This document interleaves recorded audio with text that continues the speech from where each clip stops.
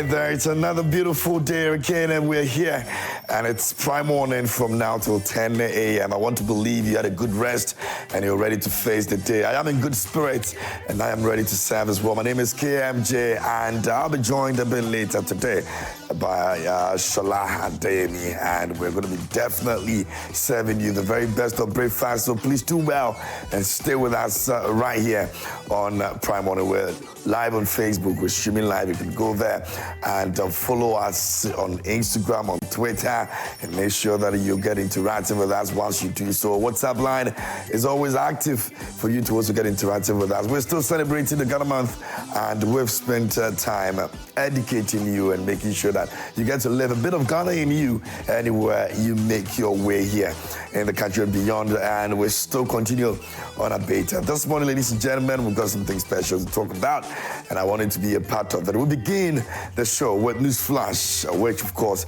is proudly brought to you by Franco Trading Enterprise. Still, phones Papa Fie.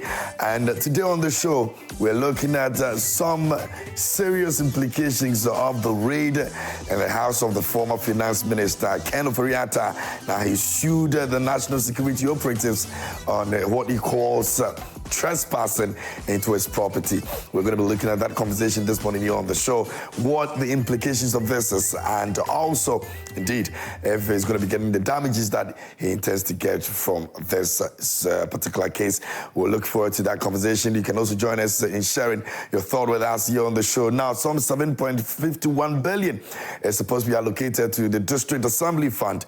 We're going to be looking at it. Is this going to be good news for assemblymen, and what importance is this going to serve, looking at the fact that there have been serious issues with how we're going to manage our economy in terms of making revenue to supplement some of the other issues that we have. If we are dedicating an amount of money like that to the District Assembly Fund, what exactly would this make for our economy going forward? We're looking at that also here on the show. You might just want to get interactive with us and share your thought. It's on News Flash. It's proudly brought to you by Franco Trading Enterprise. Still, Folks Papa Fie. Away from that, we're getting to some trends. Shola will be coming on. We'll bring you some latest updates on water trends. And then also, in the final hour, the team will be coming through with some sports updates as well. You want to watch out for that conversation. And also, we move on a bit later in between time. We're going to talk about some other things that will interest you. But here on the show today, celebrating our Ghana month, we'll be looking at marriages now and then. And so we're going to be having the National Fiat joining us, and our guest, Reverend Ananda, will be joining us as well this morning. And you know that we got, very special people who come through to have conversations with us. So please do well and be part of our conversations this morning, all right? And you can also join us and send your thoughts and your comments to us. Let us know what you think about the conversations that we're about to have here on Prime Morning. And right after News Flash, don't forget that we've got trends. Right after trends, Nat will be coming through. And then right after Nat, we'll have our relationship conversation coming up. But let's get to have our African proverb, which now we've actually put as Ghanaian proverb because of the celebration for the Ghana, month. And so take a look at this. When I come back, maybe I'll just try and see how I can let you understand that.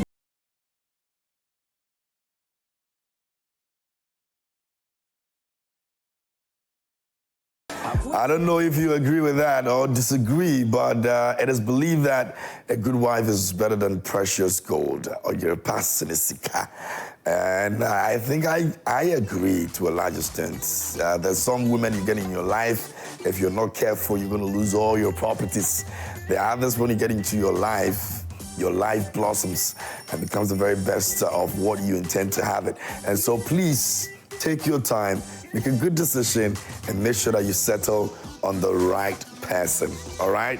So we're going to be looking at marriage this morning here on our relationship talk, and we'll look at it from the perspective of a good woman, and back in the day, how you go about looking for a good woman and the rights that will follow, all of that. And so don't really stay out of this conversation because you're going to learn a lot from it, all right? So we want to say a big thank you to Freedom Gold Coast. They actually put together our account proverb for us here on Prime Morning. Ese Oyerepa Senesika. Hey. Are you a person seeker? Okay. Some people to say yes, seeker and all of that. Anyway, think about it. Just think about it. But on relationship this morning, we'll be looking at marriages right now and before what it used to be. And you want to make sure that you're settling with the best person or the right person, if we want to put it. Now, we're going to go for a motivation. And there's one man who's been doing incredibly well around the world, putting Ghana on the map in terms of digging deep into roots when it comes to Ofori Atta. And he's got something special that he's put together for us. I'm talking about the man, Chief Moment. So please take a look at what we have for you. When we come back, we'll sit for this flash here on Prime Morning. Good morning. Welcome to the show.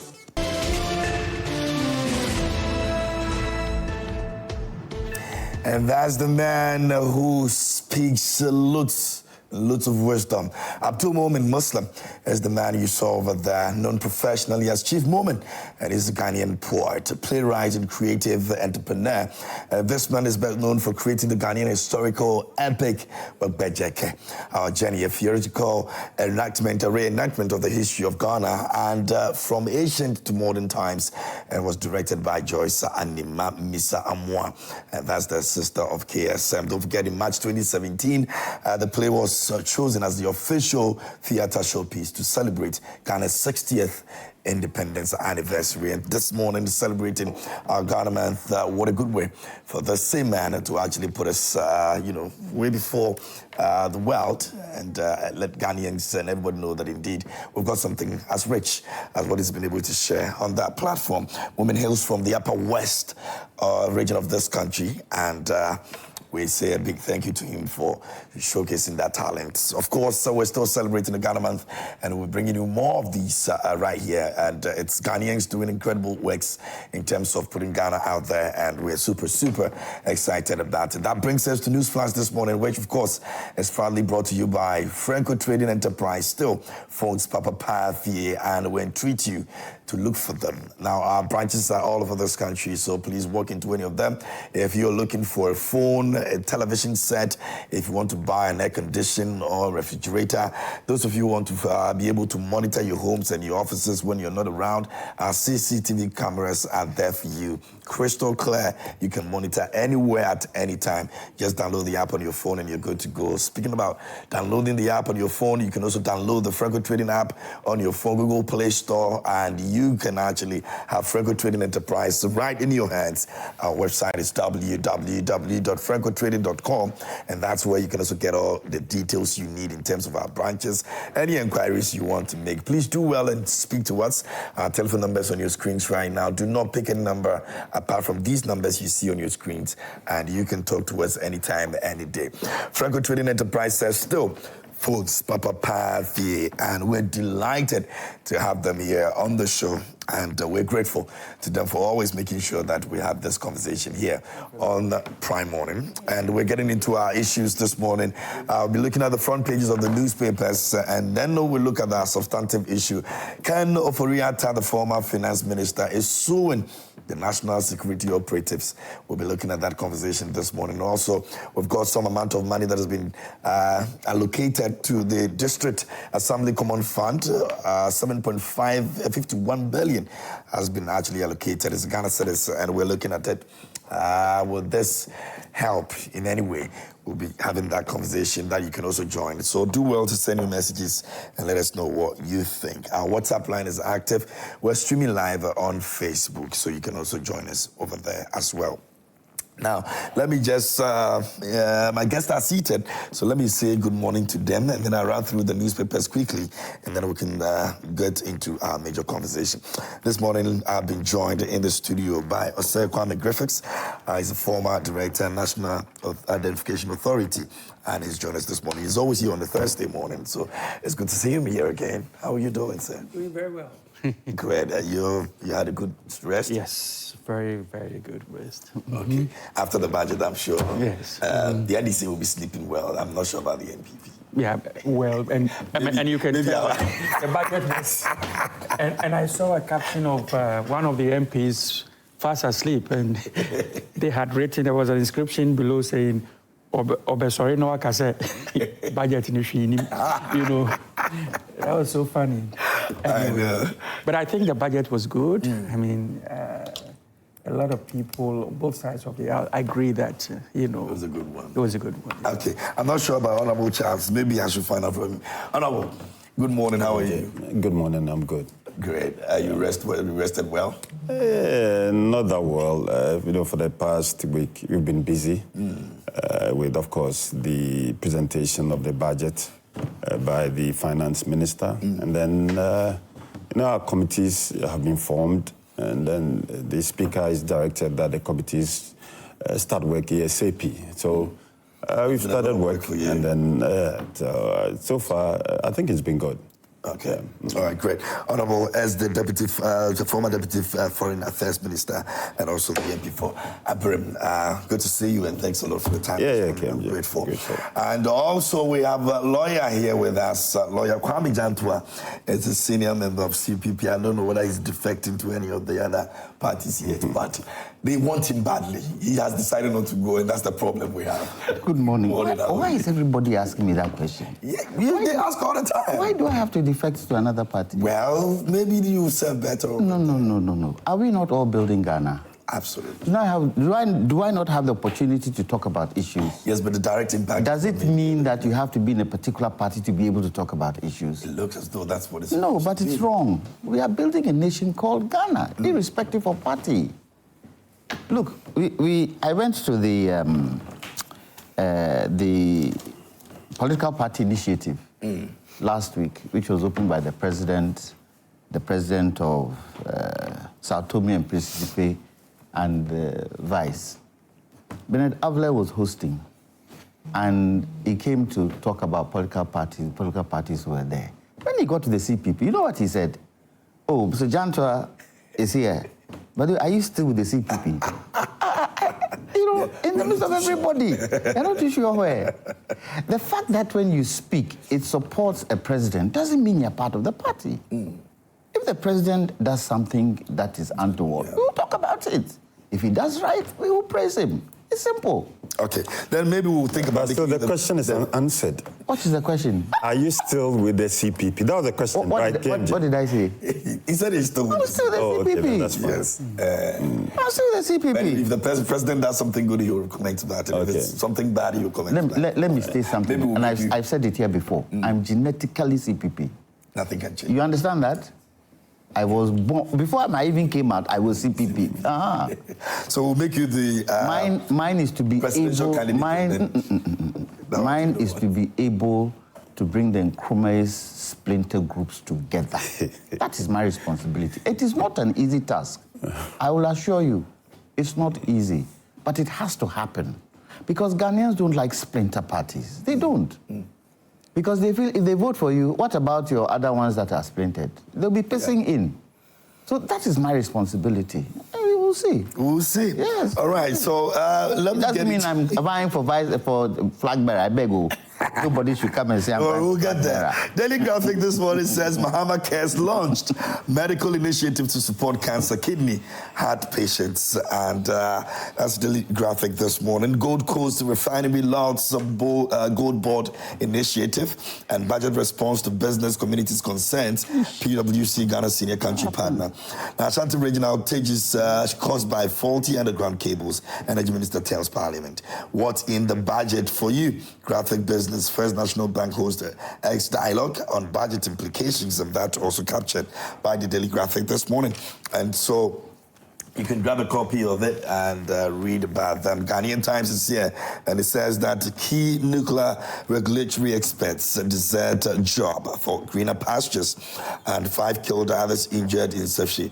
Ajamandian illegal timber loggers clash, and don't use cumbersome processes to frustrate private sector investment. And away from that, President Mahama backs the 30-day ceasefire in Russia-Ukraine war. That's some international diplomacy conversations over there, reported by the Ghanaian Times. And Ramadan causes fruit, vegetable price hikes in Upper West, and 52,547 young women trained in a Greek value chain. That's the Ghanaian Times this morning. We'll move on to the Supreme newspaper, and it says Baba Sam's lawyer, Kwesi Fain, in trouble over repeated murder allegations and no unnecessary appointment Mahama on deputy ministerial selections. Coming up, NDC caucus at GACL angry as rude NPP MD stays on, and LG revamps older smart TVs with wearables upgrade. Ofori Atta sues police officers over alleged raid on his residence, and it's one of the issues we're talking about this morning, the implications of that. Now, away from that, the New Republic is here. And it says, Amin U-turn caught in gamble tax dodge, and NCC boss busted in U.S. visa scandal. 2025 budget statement, mediocre minority hypnotized. And that's the New Republic this morning. All right, so that's some of the front pages of the newspapers that we have this morning. Pretty much that's going to be all for today. Now, let's get into the major issues, but we're entreating you to send your messages. Let us know what you think.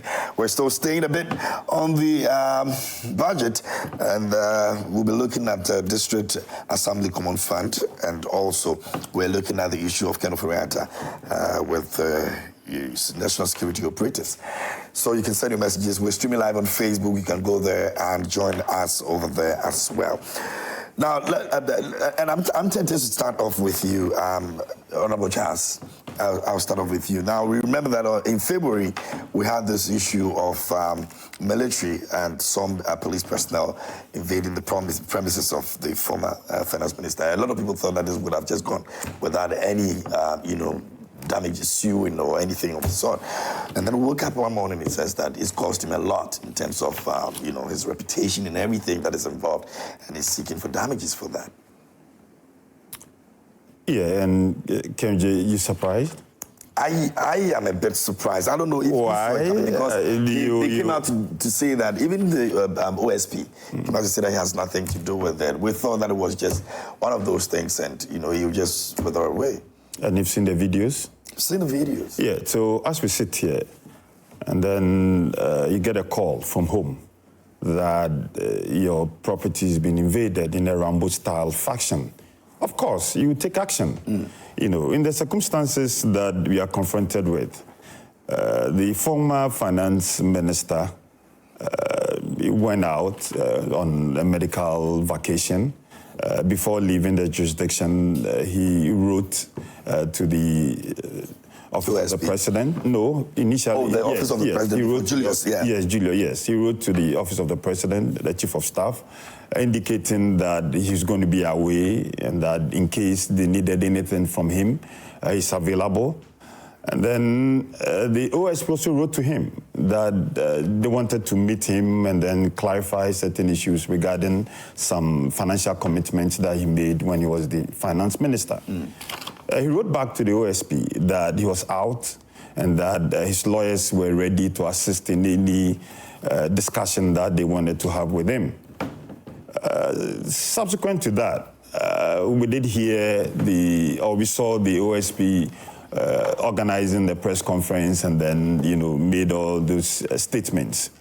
But then prior to the statement, the press conference being made, we all heard also on social media and then later on TV, where military personnel, members of the national security, police, had invaded the property, gone out there, inspected his rooms, toilet, bath, bed, raised the mattresses, checked under the beds, shoes, everything that he had in that house. And then you could see per the video that even the family members there were shocked.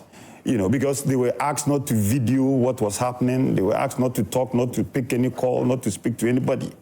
And then when seriously these videos started circulating, we saw somebody who was known, at least somebody who has been in the news, Mr. Jakpa, as the person leading this invasion, with a pistol and all that. And to me, I wasn't surprised when I read, because everybody condemned the act. We felt that Ghana under a democracy, this shouldn't be how such invasion of properties, should occur. And then more so to the fact that we've never heard anywhere that a warrant has been issued for his arrest. We never heard anywhere that he was being searched. And then the OSP categorically stated that they've not, per what they said, that they've not asked the national security to invade the property. So I wasn't surprised, when I read that he's decided to take a legal action against the national security apparatus. And then look at the remedies that he's seeking. One, that he's seeking a declaration that the national security's actions were unlawful. Again, also seeking damages for the trespass and then the breach of privacy, and also the perpetual injunction to prevent further interference with his property. At least we have a lawyer here. I have done the first degree in law. I've also done a second degree in law, and I know the basics of trespass. Yeah, you think that he's going to win? And I'm case? telling you that once he's able to prove that he has exclusive possession of that property, and that the trespass was also unlawful, then I think that he's game. I am confident that he's going to win this case. The national security would have some defenses. One could be Absolutely, that... because they can't just also wake up one day and they'll say have that some they defenses. the But premises. from what I've seen, from the videos that I've seen, from the interactions, from the statement, and then from the remedies that he's seeking, I wouldn't be surprised if he wins this case. I wouldn't be surprised. Very well. I'll go to Mr. Griffiths, and then I'll come to a lawyer. Lawyer will probably give us more clarity on that as well. First of all, let me say that, let's look at the suit and what they are claiming, okay? He's alleging that, there was no warrant produced, and a search was conducted without, prior notice and legal justification. Then, the personnel that came there were armed, and that, domestic staff were subjected to undue intimidation. Let me state that I am representing a political party led by His Excellency President Mahama, and who does not believe in the abuse of powers given to any institution or person. And he believes in the rule of law, and never should a state institution be weaponized against or perceived to be weaponized against any political opponent. Having said that, when it comes to the national security, it's quite difficult to sit outside whatever intelligence that they may have and pass judgment. It's very difficult to do that. So I just want to first of all state that the NDC is not the type of political party that would weaponize any institution against our opponents. However, it does not mean that anything that you see as security personnel going into a home of somebody who has served in the past administration, who had the privilege to serve as a finance minister, is without cause. And you see, let me also say that the right to privacy at home and even your communications. For example, if I call somebody, I expect that the conversation should be private between the two of us. No law in this country grants that privacy, blanket privacy. Let me put it this way. There are laws that grant privacy to your home and all those things, but it's not blanket. Let's look at... On the morning of let's look at the Constitution. 11th, 2020. Article 18.2. It says, no person shall be subjected to interference with the privacy of his home, property, correspondence, or communication, except in accordance with law and as necessary in a free and democratic society. Look at 14.1. It says, 14.1 guarantees personal liberty and states that no one shall be deprived of liberty, except in accordance with due process. You see, there's always except, because no property in this country, no private residence in this is you know, it's an island to itself. You know. So let's look at the police service. The national security can just jump into. No, I'm not saying that. I'm not, and the law does not say that. That's not my position. I'm not saying that, and the law does not say that. Okay. The Public Service Act 1970 at 350 states police must obtain warrant, right, before conducting searches, unless, you see, there's always except or unless. When it comes so is that what is giving them the power to do what they are doing? Unless they accept. There are exceptional circumstances. If you allow me to finish. No, that's fine. You see where because you've read two different things and they all come with that except or unless. Does that give anybody the authority to get into anybody's house? No, it doesn't give the authority. So in this case, but let us assume that you are conducting an investigation. Obviously, Mr. Ofori Atta is under investigation, not just by the OSP, right? And you come across some, assuming, without admitting that that was the case, you come across probably a stack of cash somewhere that is being transported. So, it has certain names attached to that, right?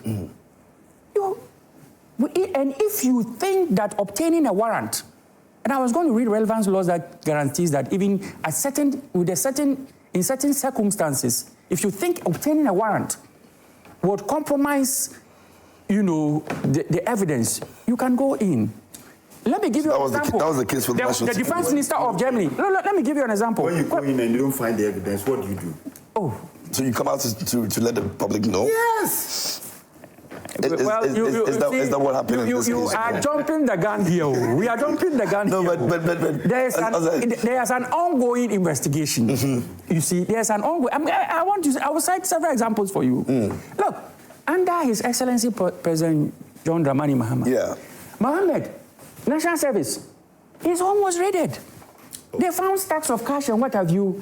The guy is in jail right now. See, I'm just giving you as the fact that somebody has gone to So in this case, in this is unjustified. Is that what you're saying? It doesn't mean it is unjustified. That's the point I'm trying to make. It doesn't mean it is. In any case, in 2017, my brother was here when Kofi Adams' home was raided. Oh, this tit for tat. It's not. What do you mean by tit for tat? We've gone beyond that. I didn't accuse them of going there on gone beyond that. And I am not accusing them of going there. No. Did I say tit for tat? Do you in any way, if it's not the case, do you in any way condemn? Let me give you several examples. What happened in this case? Or you still stand by the fact that it was a national security operative and it was their duty to do what they did? I've worked in a security institution before.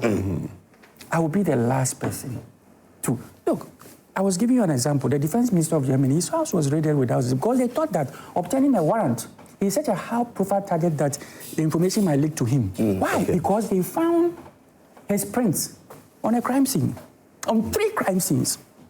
So they went in without a warrant. And then after what happened? Because I also followed that story. There was a press release. After, yes. Oh no. But you see, I also followed that story. It's still under investigation.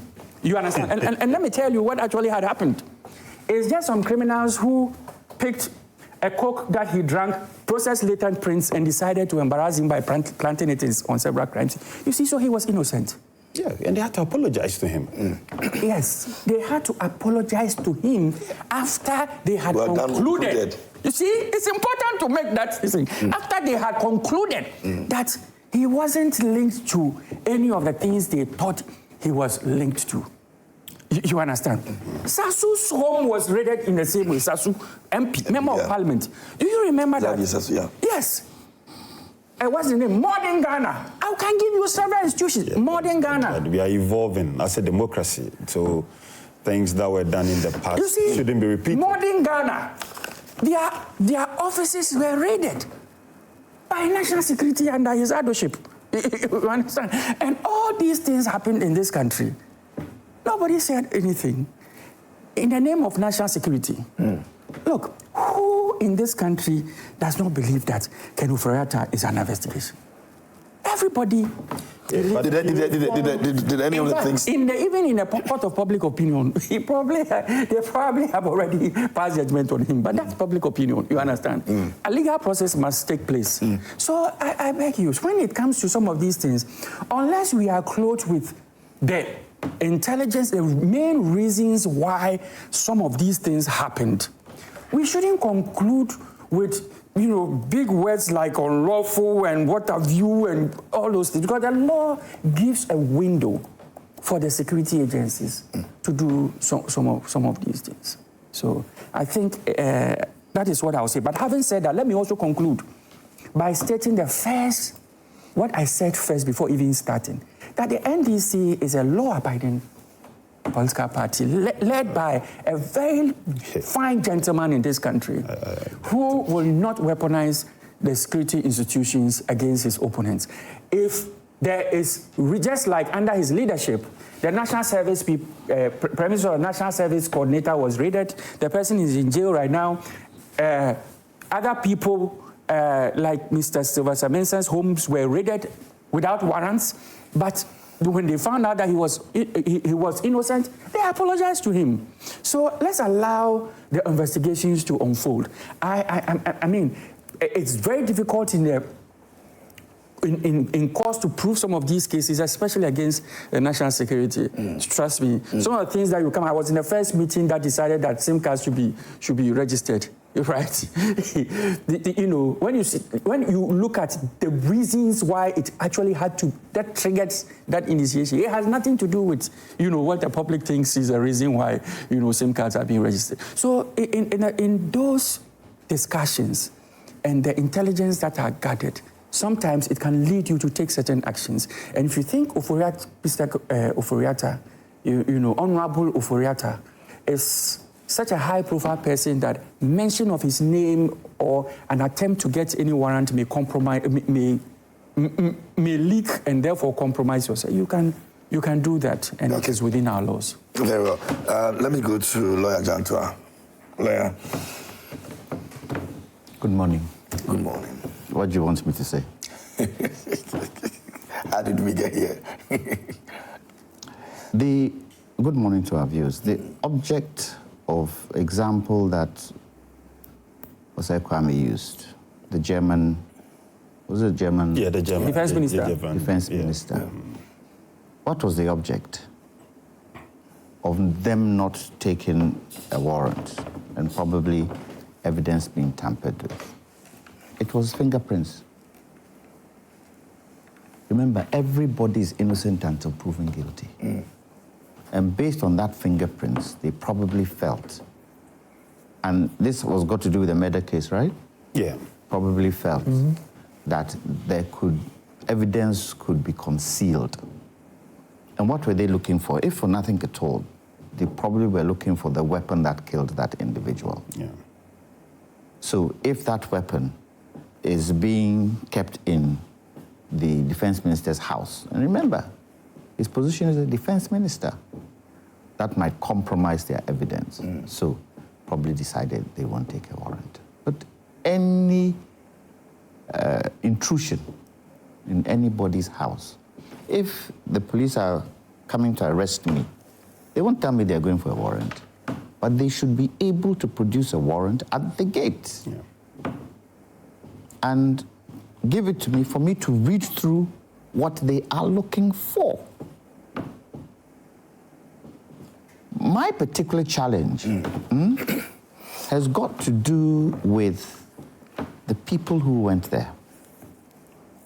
Let me read. It says, if I can see properly, the incident which took place on February 11th, 2025, saw approximately 12 individuals, 5, this is where my challenge is, 5 in military uniform, 1 in police uniform, and others in plain clothes stormed the house.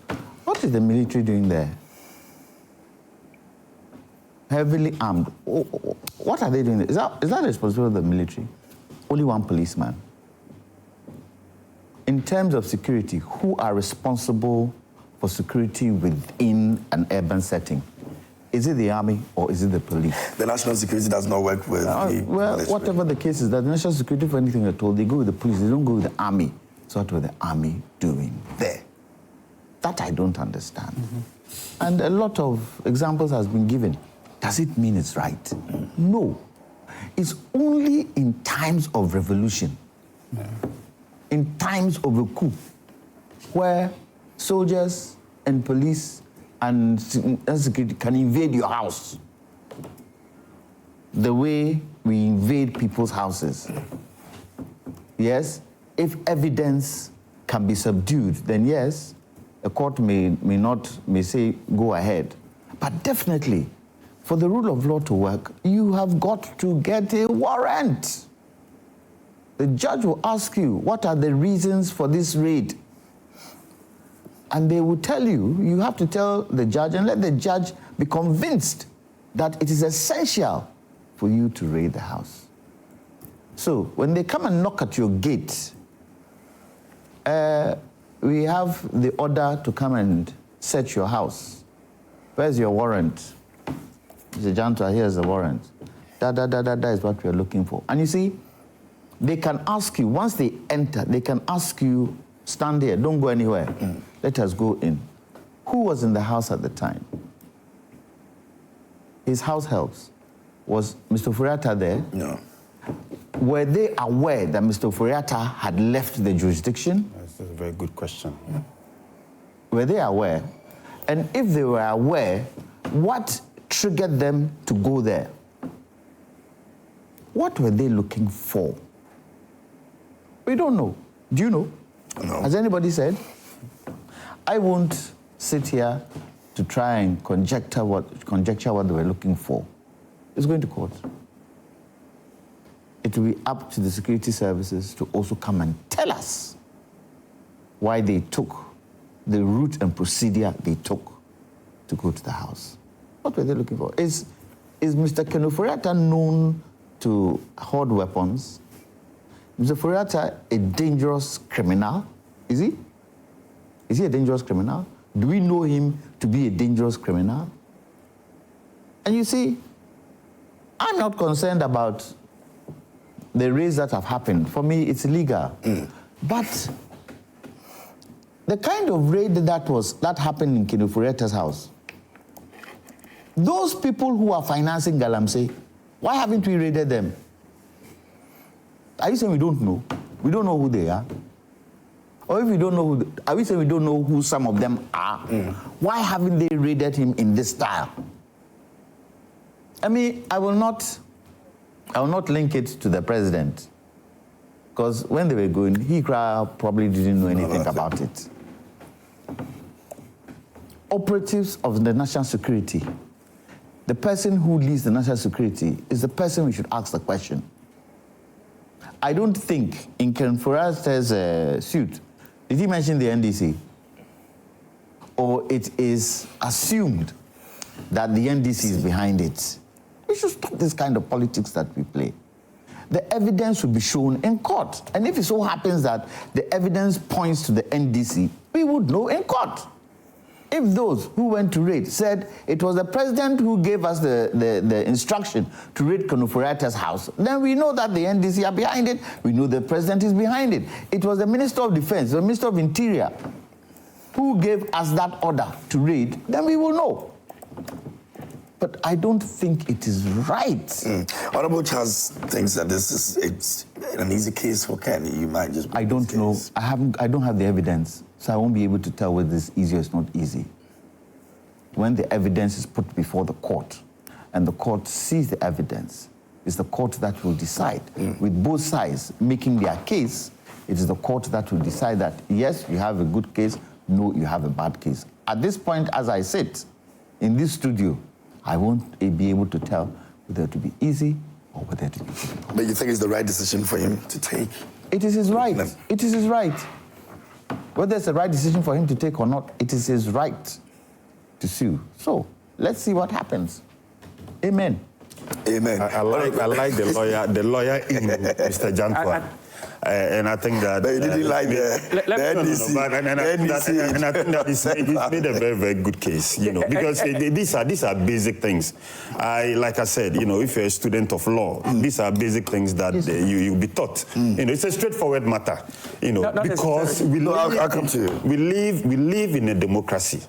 And then the point that, the president may not be aware. So when it got to his notice, what did he do about it?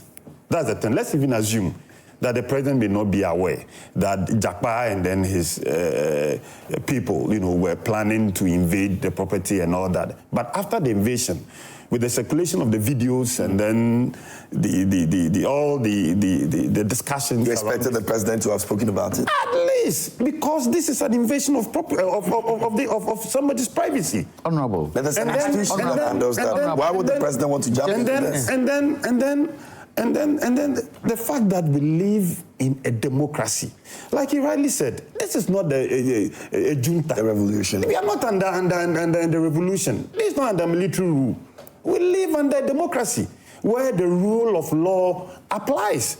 So even if you think that per your suspicion, he's holding an atomic bomb in his residence, after going there and discovering that there was no atomic bomb, at least do the right thing. And then you hide under the cover that, it's not completed, the investigation is not completed, and so, well, go to the court and go and tell the court what you were seeking to find.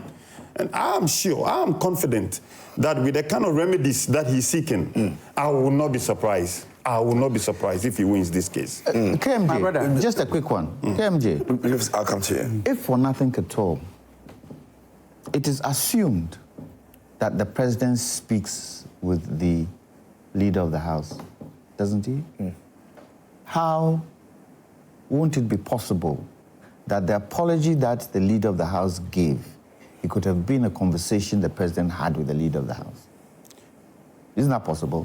Well, if for nothing at all, it should have come from the president. I didn't get that impression. As a member of parliament, I sat in the chamber. Listen. And then I didn't get that impression. I don't think the president's leg should be put in this. I don't see. He has nothing to do. Even if such an international embarrassment. Wait. Even if he thought he had something to say, I don't think it is his place to utter a word. If for nothing at all, we rarely hear the leader of a house talk about matters like this, especially legal cases like this. But the leader of the house apologized and said it was wrong. And quite a lot of people, when it happened, we in this studio, on that week we came, we all condemned it. So don't let us play politics with everything. I don't think the president had a hand in this, and I don't see where the president will make a press statement. I do not see it. Let the rule of law work. It's going to court, no, so we will see what the evidence is, won't we see? And we take it from there. Okay. Simple. I said, Kwame, let me take you, and then I'll get some messages from our viewers. My brother has made a fine case, not just against the raid that took place, but also against that one that took place in 2017 against Ofori Atta's Sasu. Yeah, you keep referring to. No, I just want to make that point. There's only one thing that I want to react to. Only one thing. That the armed forces involvement, the soldiers involvement, yeah.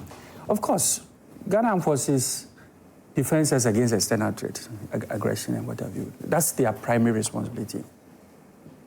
And you note that there was one person in police uniform. Yeah.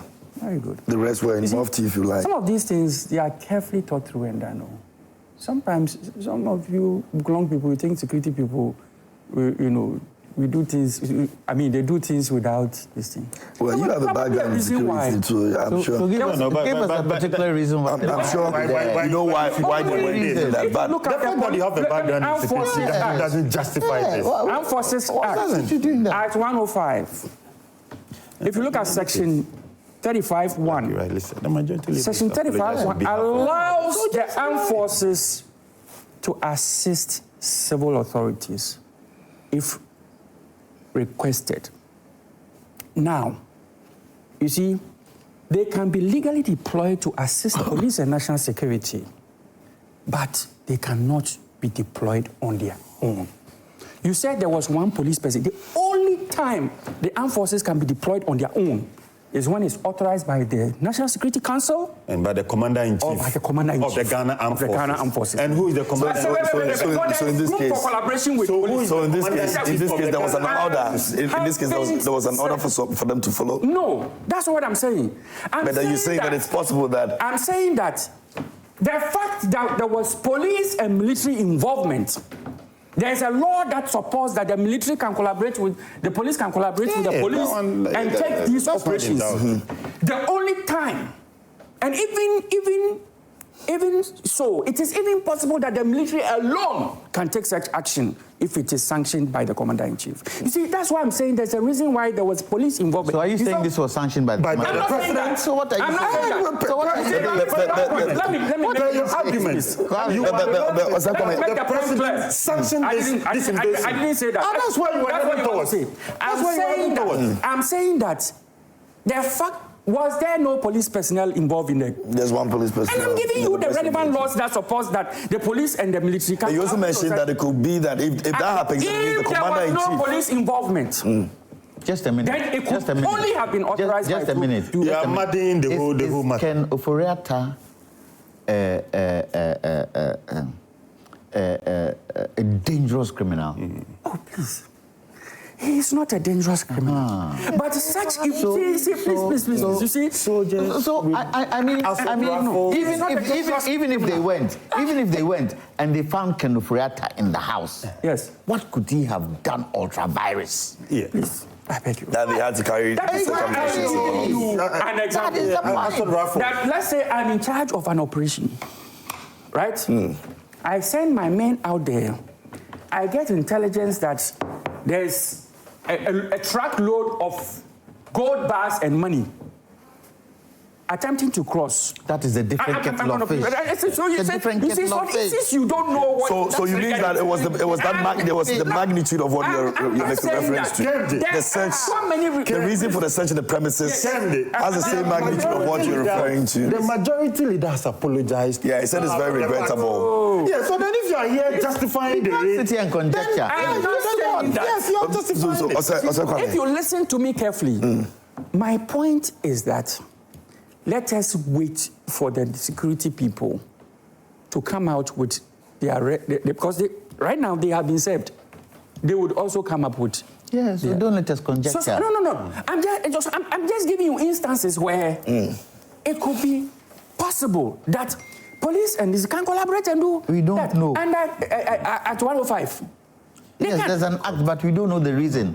You see, and you understand? If it was just a military, then you could point at the president or the National Security Council. But once there was police involvement, it's a collaboration. Stops the collaboration between the police and the military. There are laws in this country. So who passed the military to be part of this? Yes.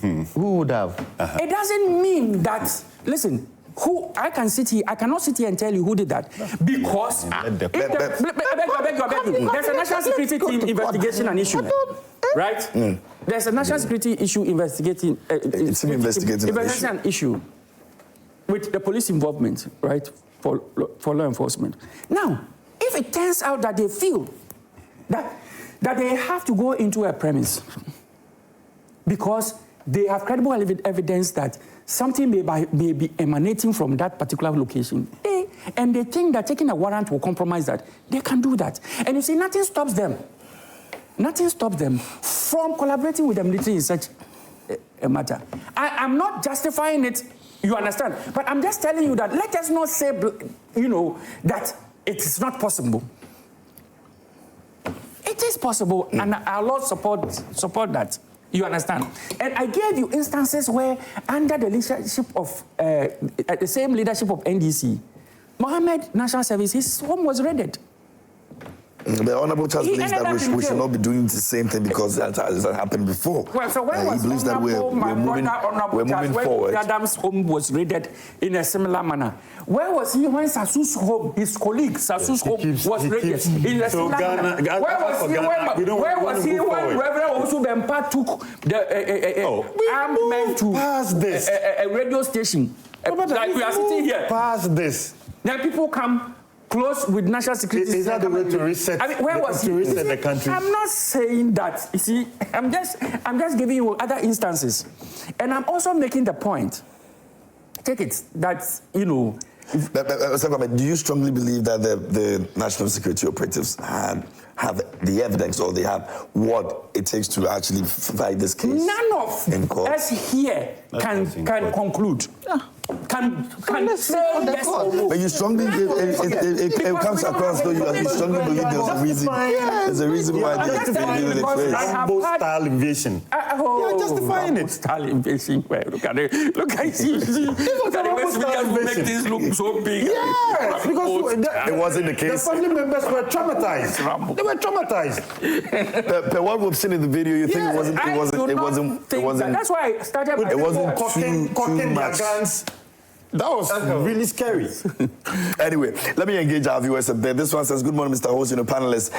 Please, listening to Richard Commodore, formerly of BNI, that the security have every right to invade the house of a suspect at any time without a court warrant. Moreover, let the NPP man know that Ofori Atta is still under investigations and no apology must be made as the investigation is still ongoing. KMJ, you and I know how disaster Mr. Ken Ofori Atta have done to the Ghanaian economy and many other more. Is the NPP members more human than any other Ghanaian? They should give us a break and allow the NDC to fix their mess. Lawyer Jantua should know that the security have been armed while invading the house is no news, because these people also have armed security persons protecting them and their properties. UK wanted to be co-sent that one. Hey, God. Let me go to Agosti Gariba from Tamale. It says, Mr. Ofori Atta suing Jata and his allies for trespassing his home is in the best interest of the country. Ghana is not a lawless country where anybody at all can just walk into a private home without a warrant. It's just unfortunate. Under the presidency of Mr. Mahama, people with questionable characters like Mr. Japa, who was sued for a criminal case, is now abusing the change of power under the presidency of Mr. Mahama. Ghanaians are impatiently waiting for the 24-hour economy. Mr. Mahama promised Ghanaians to start soon for the youth of Ghana to get jobs to do. My regards to Dr. Baumia. Okay, let me go to this one. Good morning. The frequent interruption of the host and other panelists is not helping our democracy. I suggest next time non-partisan panelists should not be invited. The program should have invited ordinary, well-learned citizens or other party members. This back and forth is not helping. Then we would not have comments like takes for thoughts, unlawful, etc. I beg to differ. These are very learned people that we have assembled over here. And if you've been following the conversation in the show very well, I'm sure you would have a second thought on what the message you sent. KMJ, Ken Ofori Atta can decide to sue the whole of Ghana. Nobody cares. All we care is he should come and face the OSP and answer to the people of Ghana for his stewardship. Ghanaians are waiting for you. That's from What Insider Asasatre Elembele. I think this is the very first time I got that name correct. I wish I was missing them up. Good morning, KMJ. Ken Ofori Atta should let this slide. We all condemn their unprofessional conduct. Honestly, Ken is the last person to be pushing for such illegal action. He has a lot to answer to the state. He's one of the people who send NPP to opposition. The unfortunate part is my uncle, Mr. Jantua, saying the president had nothing to do with it. The act and goes on to say the president has no business issuing statement about the act. If I may ask, KMJ, did Akufo-Addo as president had anything to do with the activities of Galamsey? Again, who is the commander-in-chief of Ghana Armed Forces? Were military men part of the raid? What was Jack's portfolio at the time of the raid? The president goes ahead to officially appoint him to the national security after he led the unfortunate raid. Came from Pong sent in that. A few of the questions I may not be able to answer. Maybe a lawyer would attempt to answer the ones that are directed to him. Now, good morning, Prime Morning. Saibu greeting from Kanvili. I'm sorry for the NPP, especially the MPs. It appears they have lost the sense of nationalism. Listening from the MP in your studio, it appears they just wake to Ghana democracy. Remember, Ghana democracy started in 1992. May I say that we're all in the same boat? Why is the NPP only interested in matters affecting only them? Sad, bad. NPP, change your mindset. Thanks. Let me go to Akisime and see what Akisime has. And he says, okay, I think it's something directed to my producers. We'll get that. Good morning, KMJ. Asemo, Ghana, because of your bad policies, senior citizens die. Nobody sue you. But because of invading your premises, you want to sue. Get ready. My regards to my sister Zenata Rawlings. And that's from Rawlings Boy, Cape Coast. Okay. Okay. Good morning, KMJ. You don't need a runner to go after a wanted person. And that's Jabuni sent in that. I probably would have to find out from lawyer if that's the case. Musa Abator says that the alleged privacy violations by national security didn't start today. In fact, this began during ex-President Kufuor's tenure when the NDC lost power in 2000 and Mrs. Nadu Mills, the wife of the late President Mills, was raided in a Rambo-style operation. This violation has persisted ever since. Therefore, Ken Ofori Atta cannot use legal acrobatics to delay the investigation and must be held accountable for his stewardship, particularly during his time as finance minister. And that's what Honorable Charles keeps saying, that must we continue because somebody started where we've got into right now. But of course, Asuako Owiredu disagrees. Now, greetings KMJ. For once, our clap for Mr. Chantua for setting the record straight. He just said for once. We must proceed and progress as a nation. Where I don't agree with him is where he said Mahama wouldn't be aware of the raid, because if it were to be Akufo-Addo, he would say the opposite. Nana in Agunas Radio sent in that one. Oh, my honorable panelists are not allowing the security man to educate us. Oh, no. So many interjections. A lawyer is also making sense. Good morning, KMJ. Letitia, Ayom Bill inside the Tema. No, we give Asuako Owiredu a lot of time to explain. We should take it easy. The current privacy violation by national security under the NDC administration have become unacceptable. I hold the current president accountable for failing to address these incidents. Are we not bound up by the rule of law in this country? We must ensure fairness for all Ghanaians. Regards to Honorable Potosia. All right, let me go on this one over here. KMJ, Mr. Jakpa is free of any criminal charges by the criminal-minded former AG and Minister for Justice. So I am expecting you to correct your viewers' comments. Okay, UKTBA who sent in that one. Okay, thanks for the reminder. KMJ, let this NDC man give us a break. What is he doing? Justifying the military raid on Ken Ofori Atta's house. There is a national security threat by way of Galamsey. What is the military doing about it? Less than 3 million foreigners and Ghanaians have virtually destroyed almost all our rivers and water bodies. What has the military done about it? Hardcore criminals and armed in deadly weapons and are destroying our natural resources with impunity. When they look the other way, for 8 years they have treated these criminals with kid gloves. These are the real criminals. I shudder to think of what will happen if this country is attacked by external enemies. We pray we don't get there. Good morning to you. For the 24-hour economic strategy plan to work effectively in Ghana, significant focus must be placed on the infrastructure, improvement, regulatory reforms, access to finance, workforce development, and public engagement. By implementing these measures, the current political administration can foster an environment conducive to economic growth and entrepreneurship, ultimately enhancing the overall prosperity of the nation. Aaron Babakoko Commissioner sent in. I'll do the last one and then we'll move back to studio. Good morning, KMJ, your panelists. I think we should first, before being political party members, Mr. Griffiths is struggling with his presentation on the former finance minister sowing the national security. The NDC is starting on a good note, but let's call a spade a spade.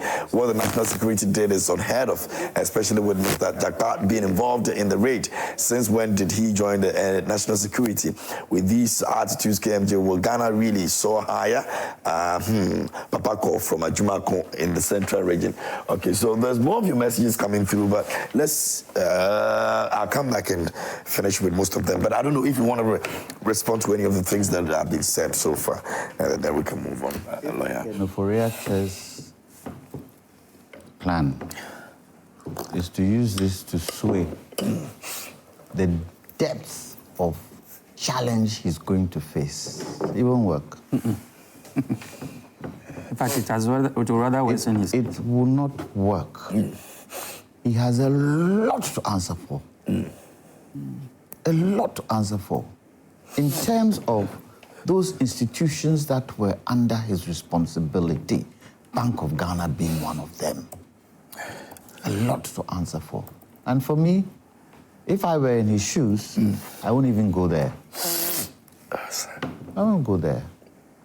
Because the kind of answers Ghanaians are looking for from him, it will dwarf whatever is going to happen in the court with this suit.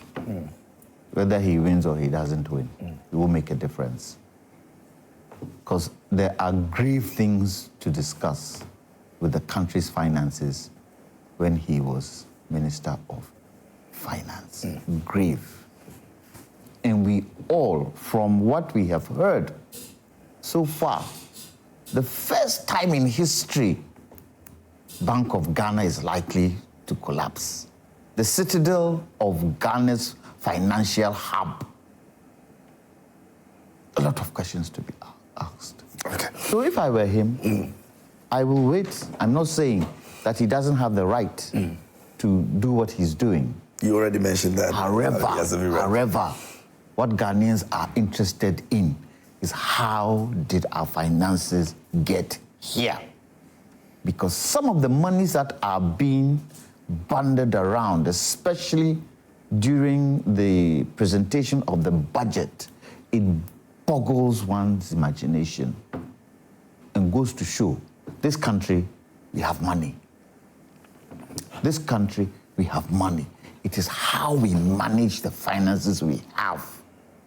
That is where the challenge is. Okay. So we're going to... let's see. We'll get into... I'll be asking of your general comment on the tax, and then we'll narrow it down to the allocation of the district assembly common fund. But maybe we'll wrap on this very one, the Kent issue. So I'll conclude by saying that, like the lawyer rightly postulated earlier, that we are all presumed innocent until proven guilty. Absolutely. Yeah, so once they are, like he's rightly saying, there are a lot of questions to answer. He's indicated that he's ready to come. I think he's given some period. I think he did say within May. Yeah. Yeah, that he's going to make himself available to answer all the questions that are boggling the minds of, the current powers that be.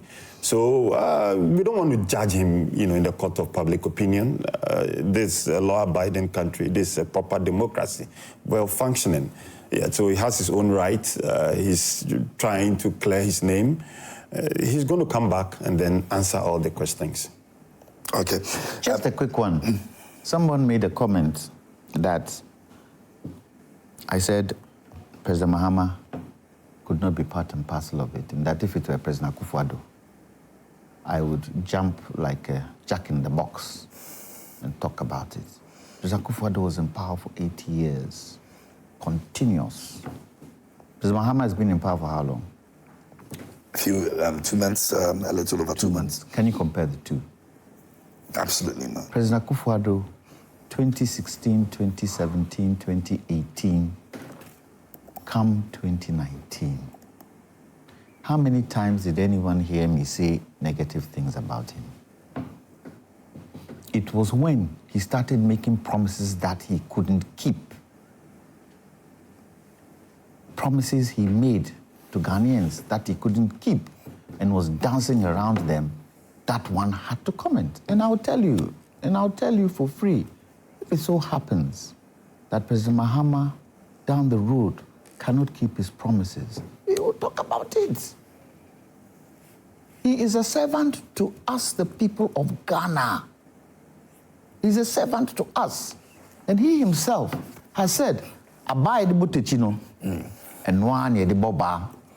And so he's ready to explain himself from what I see if things go untoward. Because when you hear President Mahama talking, he talks in such a way that the people he's put in place understand. Today, I'm not sure whether it's today, yes, today, He's meeting all SOEs, isn't he? And he's going to lay down the gauntlet for them because the losses seem to be increasing. If a president sits down and doesn't do these types of things, will I not talk about it? Should I not talk about it? I should. But so far, since he started, all the things he promised he said he would do, he has done. True or false? Yeah, that's true. So, what is it? If he steps out of line, we have the right to talk about it. It's simple. Very well.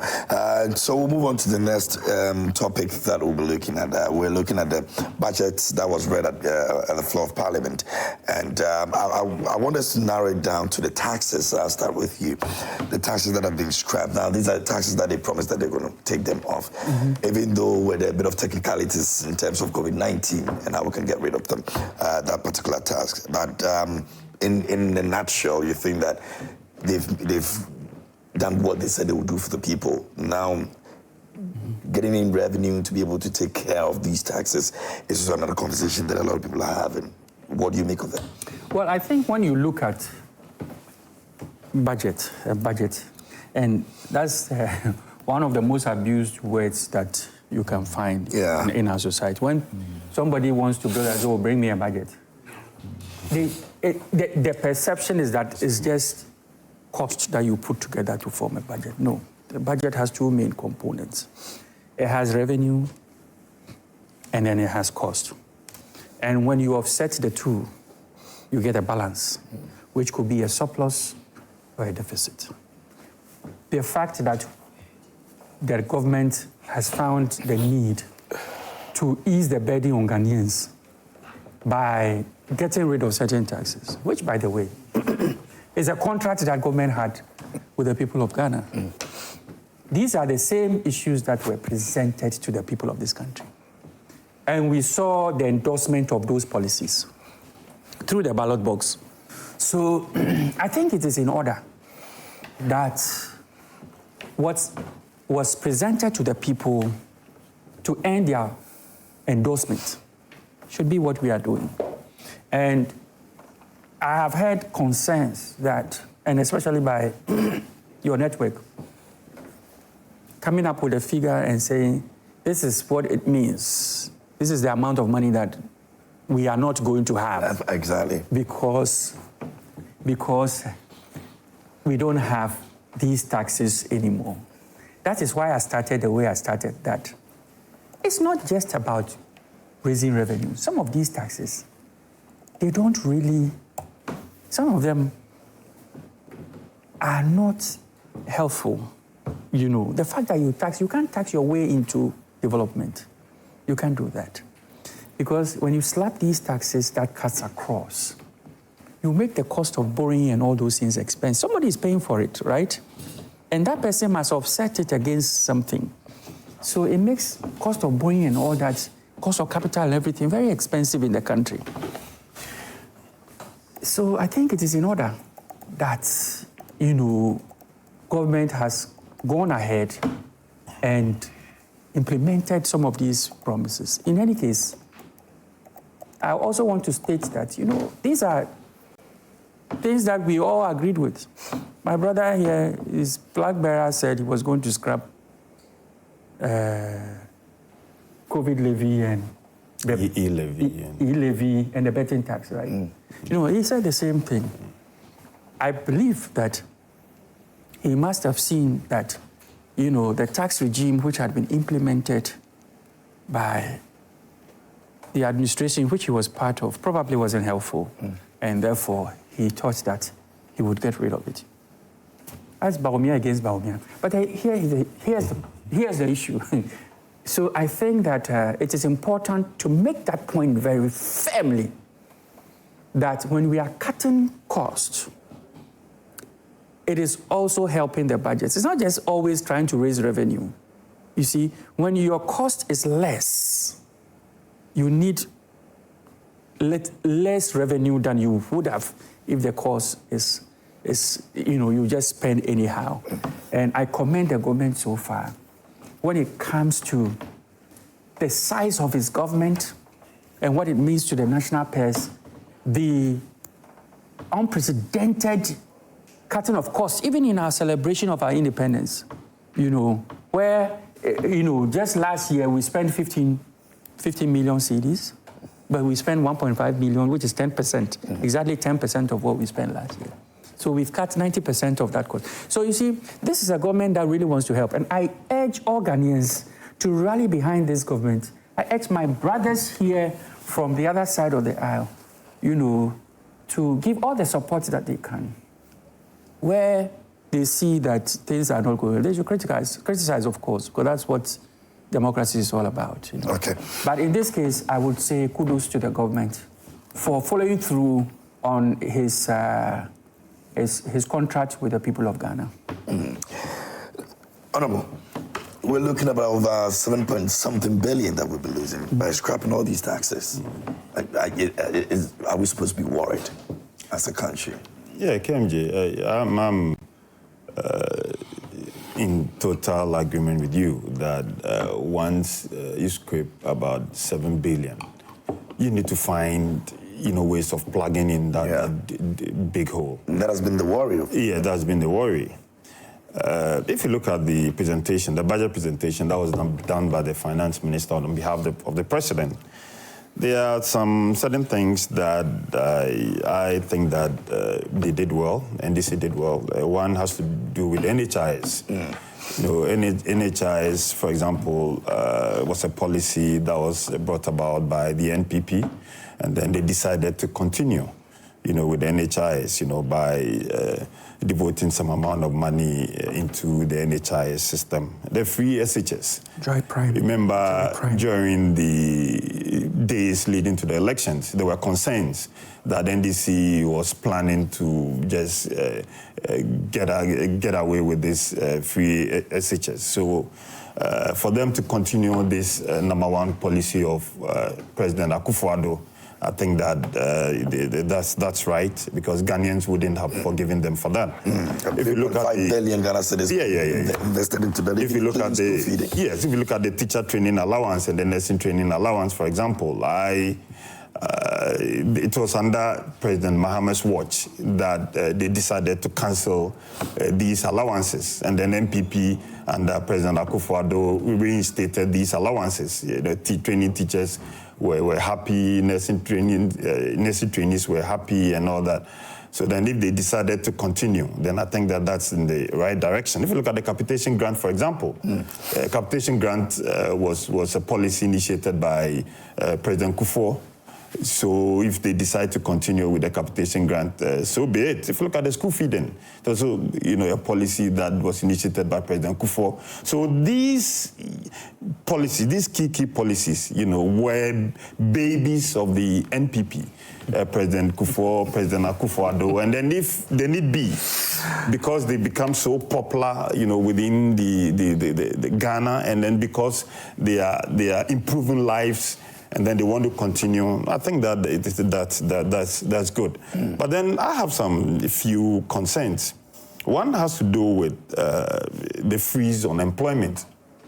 This is a copy of the budget. If you look at page 84, there's a freeze on the recruitment into the public service.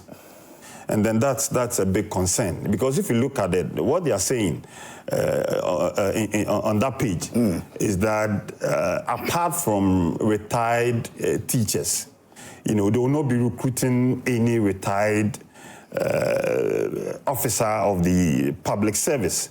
And I've found it mind-boggling, especially within the health service, because we have, if you look at the doctor-patient ratio in Ghana, it's hovering around 1 to about 7,000. Meanwhile, WHO says that for a country such as Ghana, the patient to the doctor ratio should be about 1 to 1,000. And then we also know that a doctor by the age of 61 is still, agile, still able, to perform his duties. So if a doctor should go on retirement at the age of 60 years, and you say that per this new policy that you are bringing up, you are not going to re-engage the services of this doctor, then what is happening? Because if you go to the northeast, for example, the doctor-to-patient ratio is about 1 to 54,000 as we speak today. So all doctors from 61 years or 60 years plus 1 day and then beyond will not be re-engaged. And that's going to affect the healthcare delivery of this country. Again, if you look at the allocation of funds to the Office of Government Machinery, for example, this is where the Office of the President falls under. It's worrying that they claim that they are practicing a lean government, yet the monies allocated to this office is huge. Even quite bigger than what was allocated under their so-called elephant government under the New Patriotic Party, under the NPP. So we are, I think last week, one of my colleagues in Parliament did make the case that they are hiding under this, let's have a lean government by recruiting more people and then putting them at the office of the president. So for every ministry that we have, did the same. For every KMJ, I'll lose my line of thought. But is that not the case? Honorable, is that not the case? I don't want to lose my line of thought. Okay. For every ministry that they've created, they've appointed somebody as a director at the office of the president. That's how come the monies allocated to that office is now bloated as compared to what we have under President Akufo-Addo. Again, I didn't hear anything about Agenda 111. You know, are they going to continue with the projects that they've started? They claim that their health. You got 2 minutes for me to do this. Yeah, their health minister claimed that when he went round, he saw that most of the projects were not completed, and I'm like, if the projects are uncompleted, governance is a continuum. We started the project. Probably we've put up the structure. So buy the equipment and then put the equipment in and then get people to work.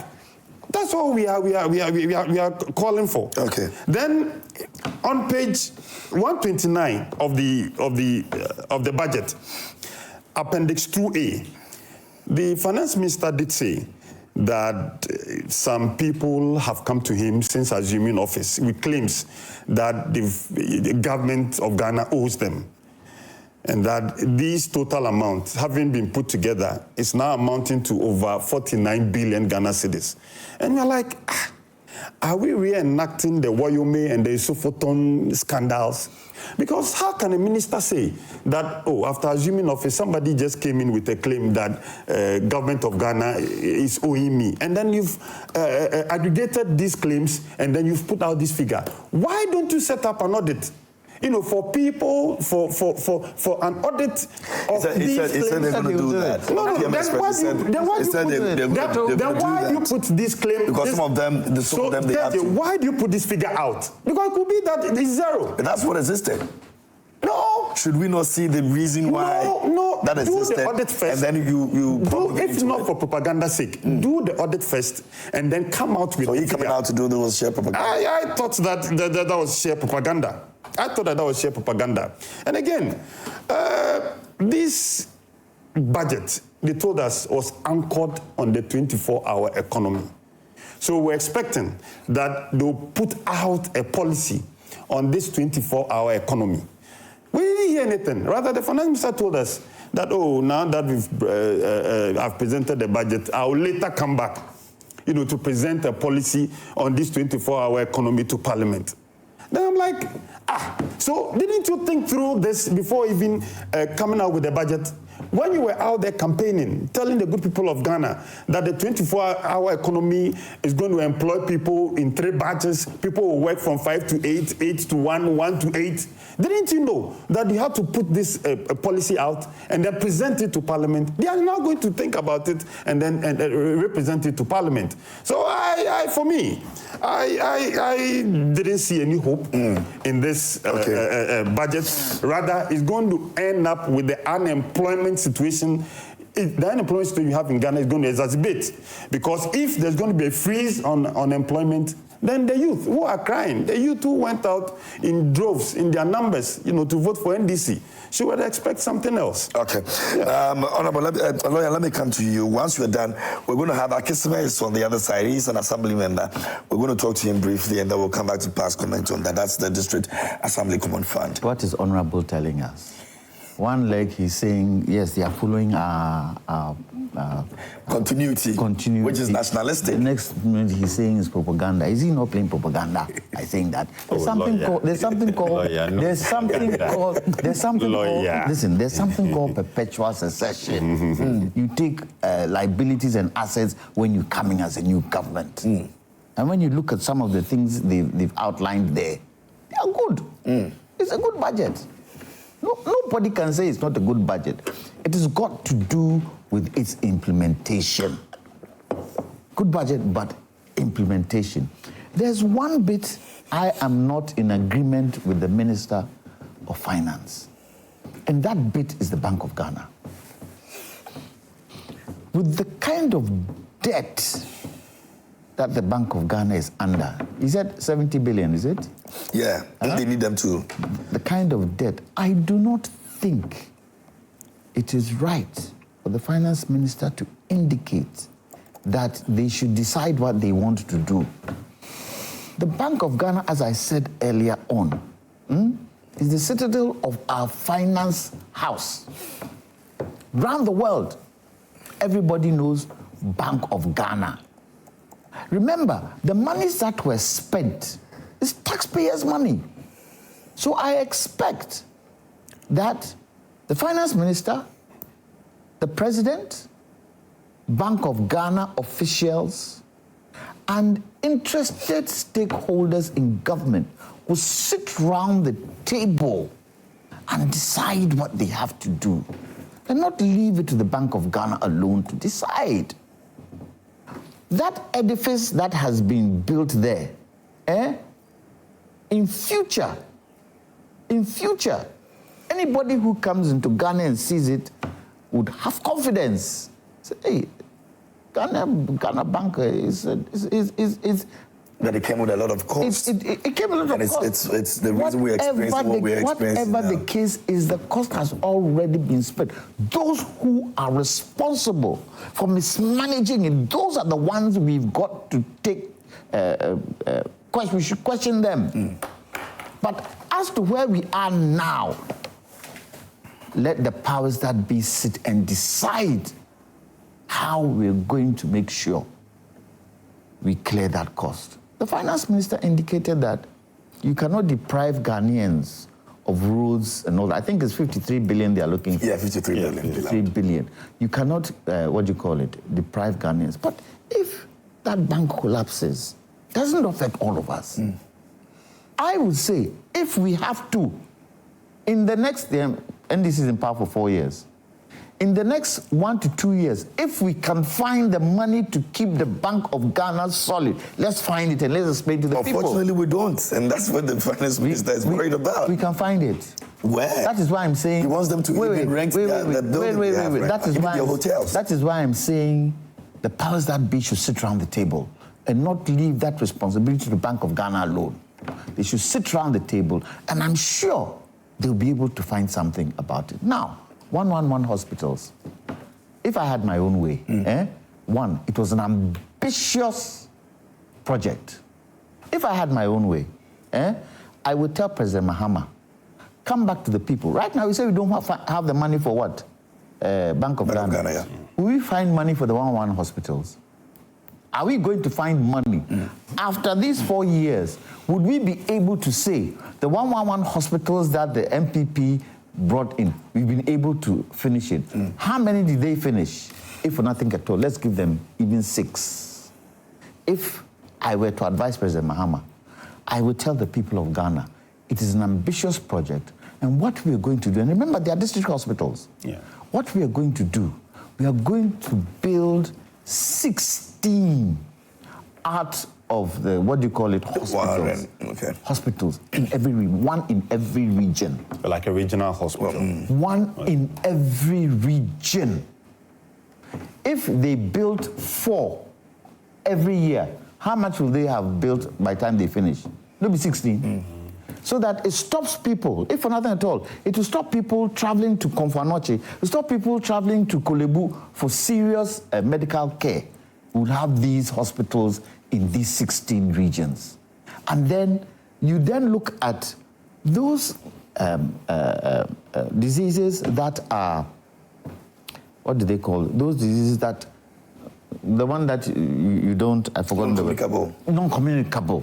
You look at those and put specialized hospitals in probably one in the north, one mid, one in the south, so that it eases people's travel to these hospitals. Like the blood transfusion one, you build one in each sector of the country.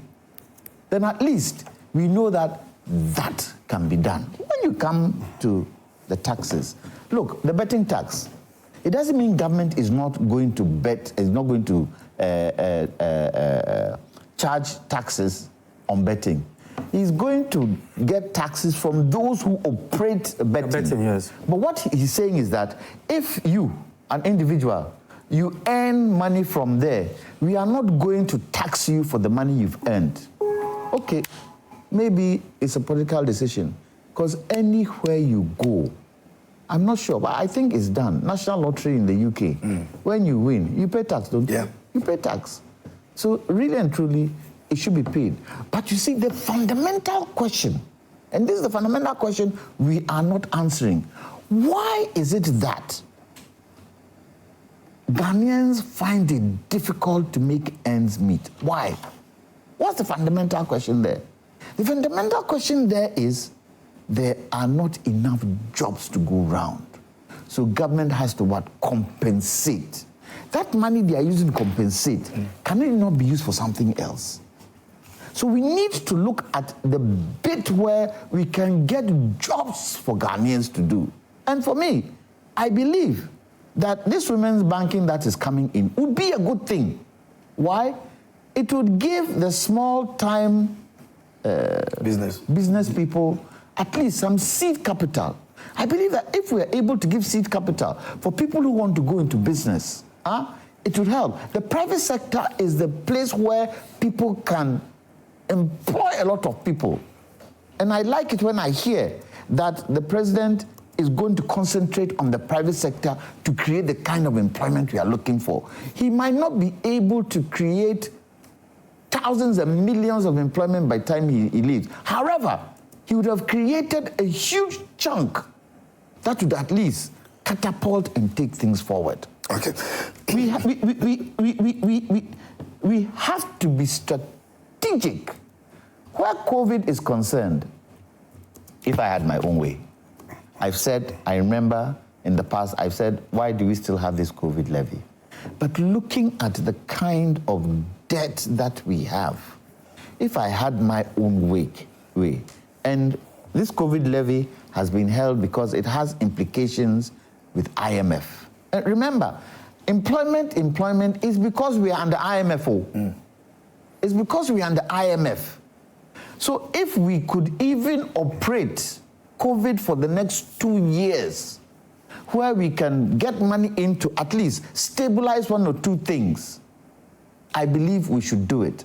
With hindsight, because of the debt and the level of debt we have, if that COVID money is what, 13 point something billion, if we can, for the next 2 years, use it to stabilize things before we eradicate it, let's do it. But most importantly, and I end on this, communication, transparency in these early days and going forward is important for government. Because I can see that government is trying to bring citizens in governance.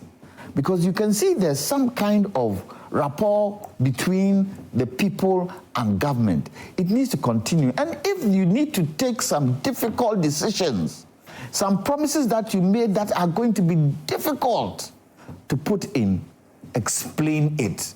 And that explanation you give should be a true explanation of the situation.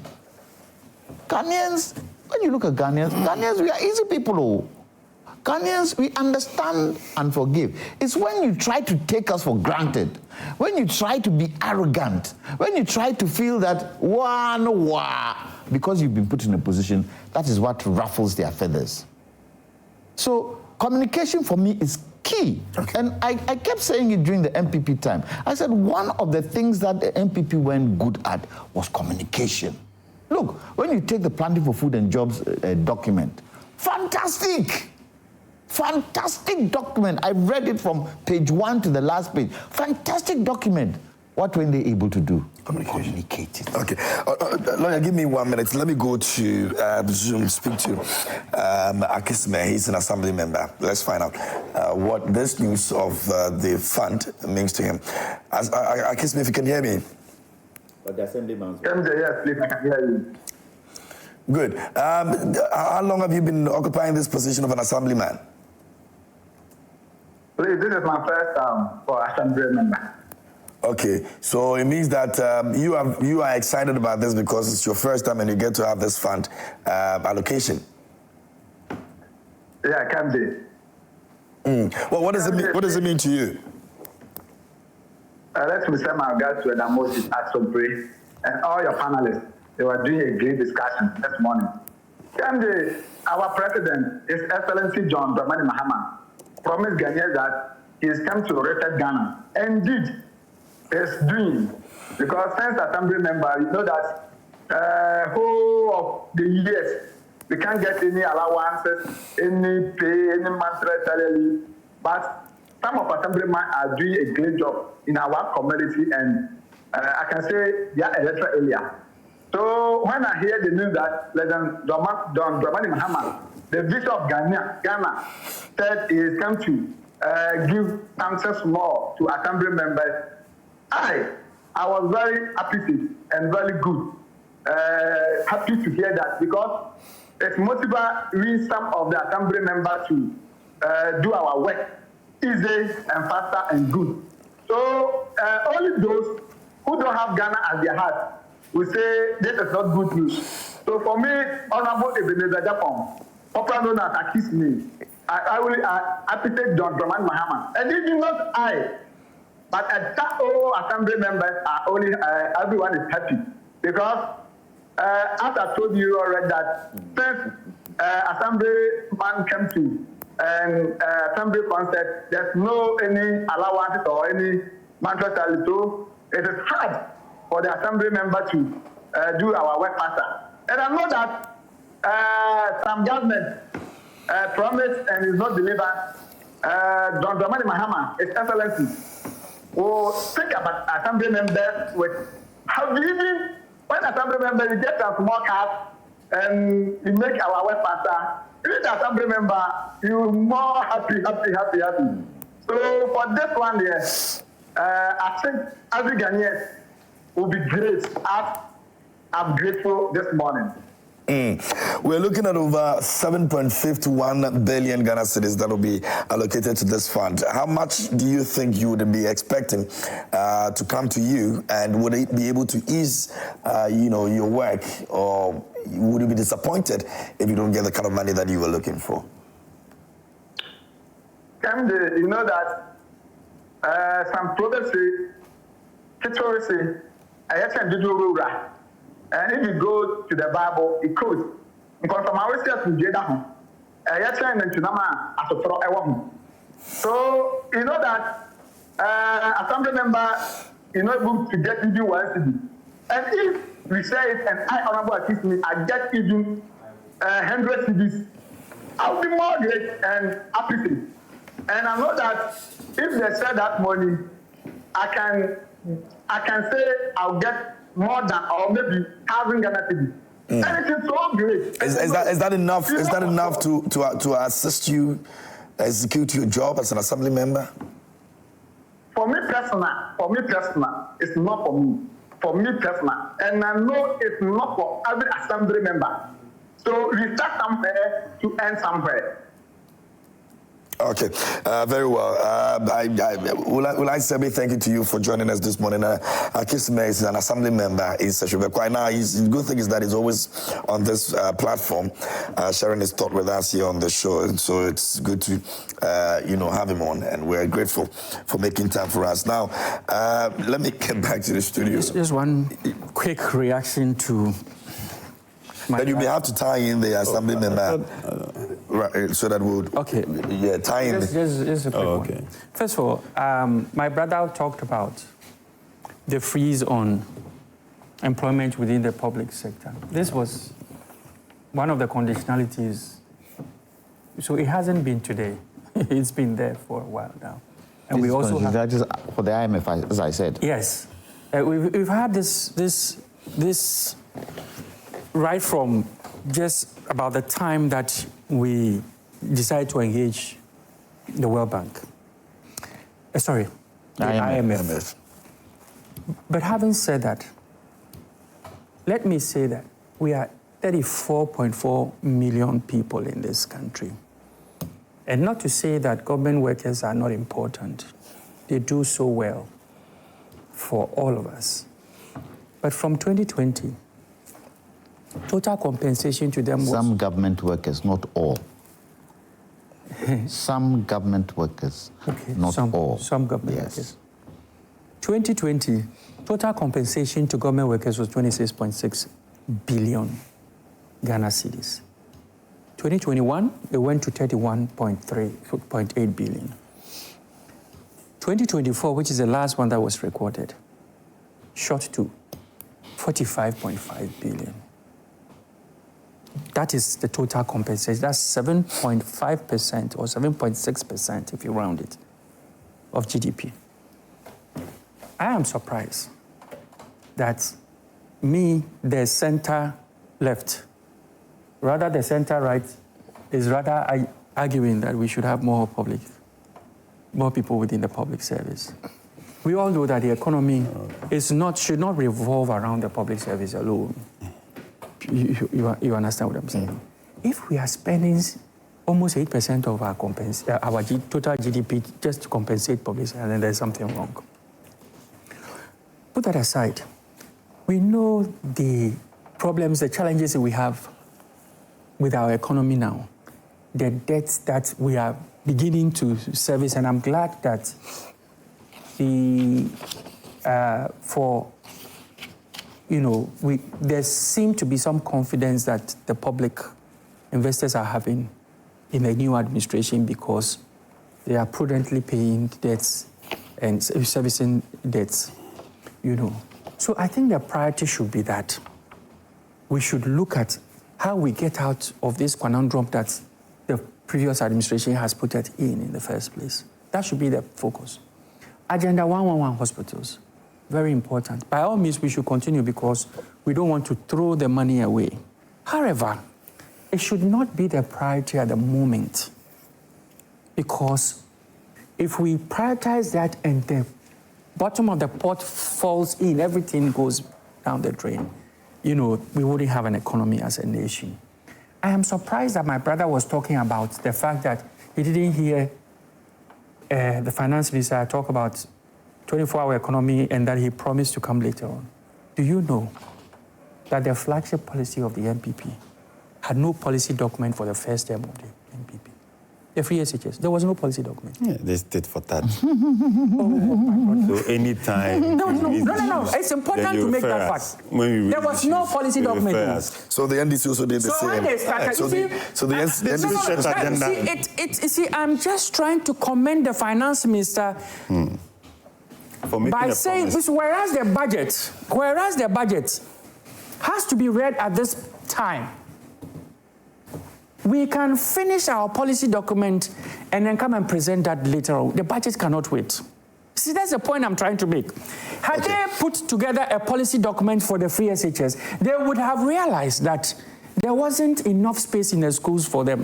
Okay. So this traffic light and what have you would have been addressed before the policy took... So your quick comment on the District Assembly Fund, and then let's move on. Well, I think we should... we've got only 9 minutes. You see, one very good thing about this particular policy is that there was a promise made by both manifestos. You will find out in both manifestos. I think the difference is that, and it comes with a song. You won the elections. No, it's not that's not the only difference. The difference is that, you know, when JM promises, he delivers. He delivers. And then people would have done the same if they had won. Well, do you know how many promises were in their 2020 this thing? It was 300 and something promises that were in it. Less than 80 of that was fulfilled. You see, I'm not saying, I don't want to go there, but the point I'm trying to make is that I commend His Excellency, the President of the Republic, for following through with this promise that he made.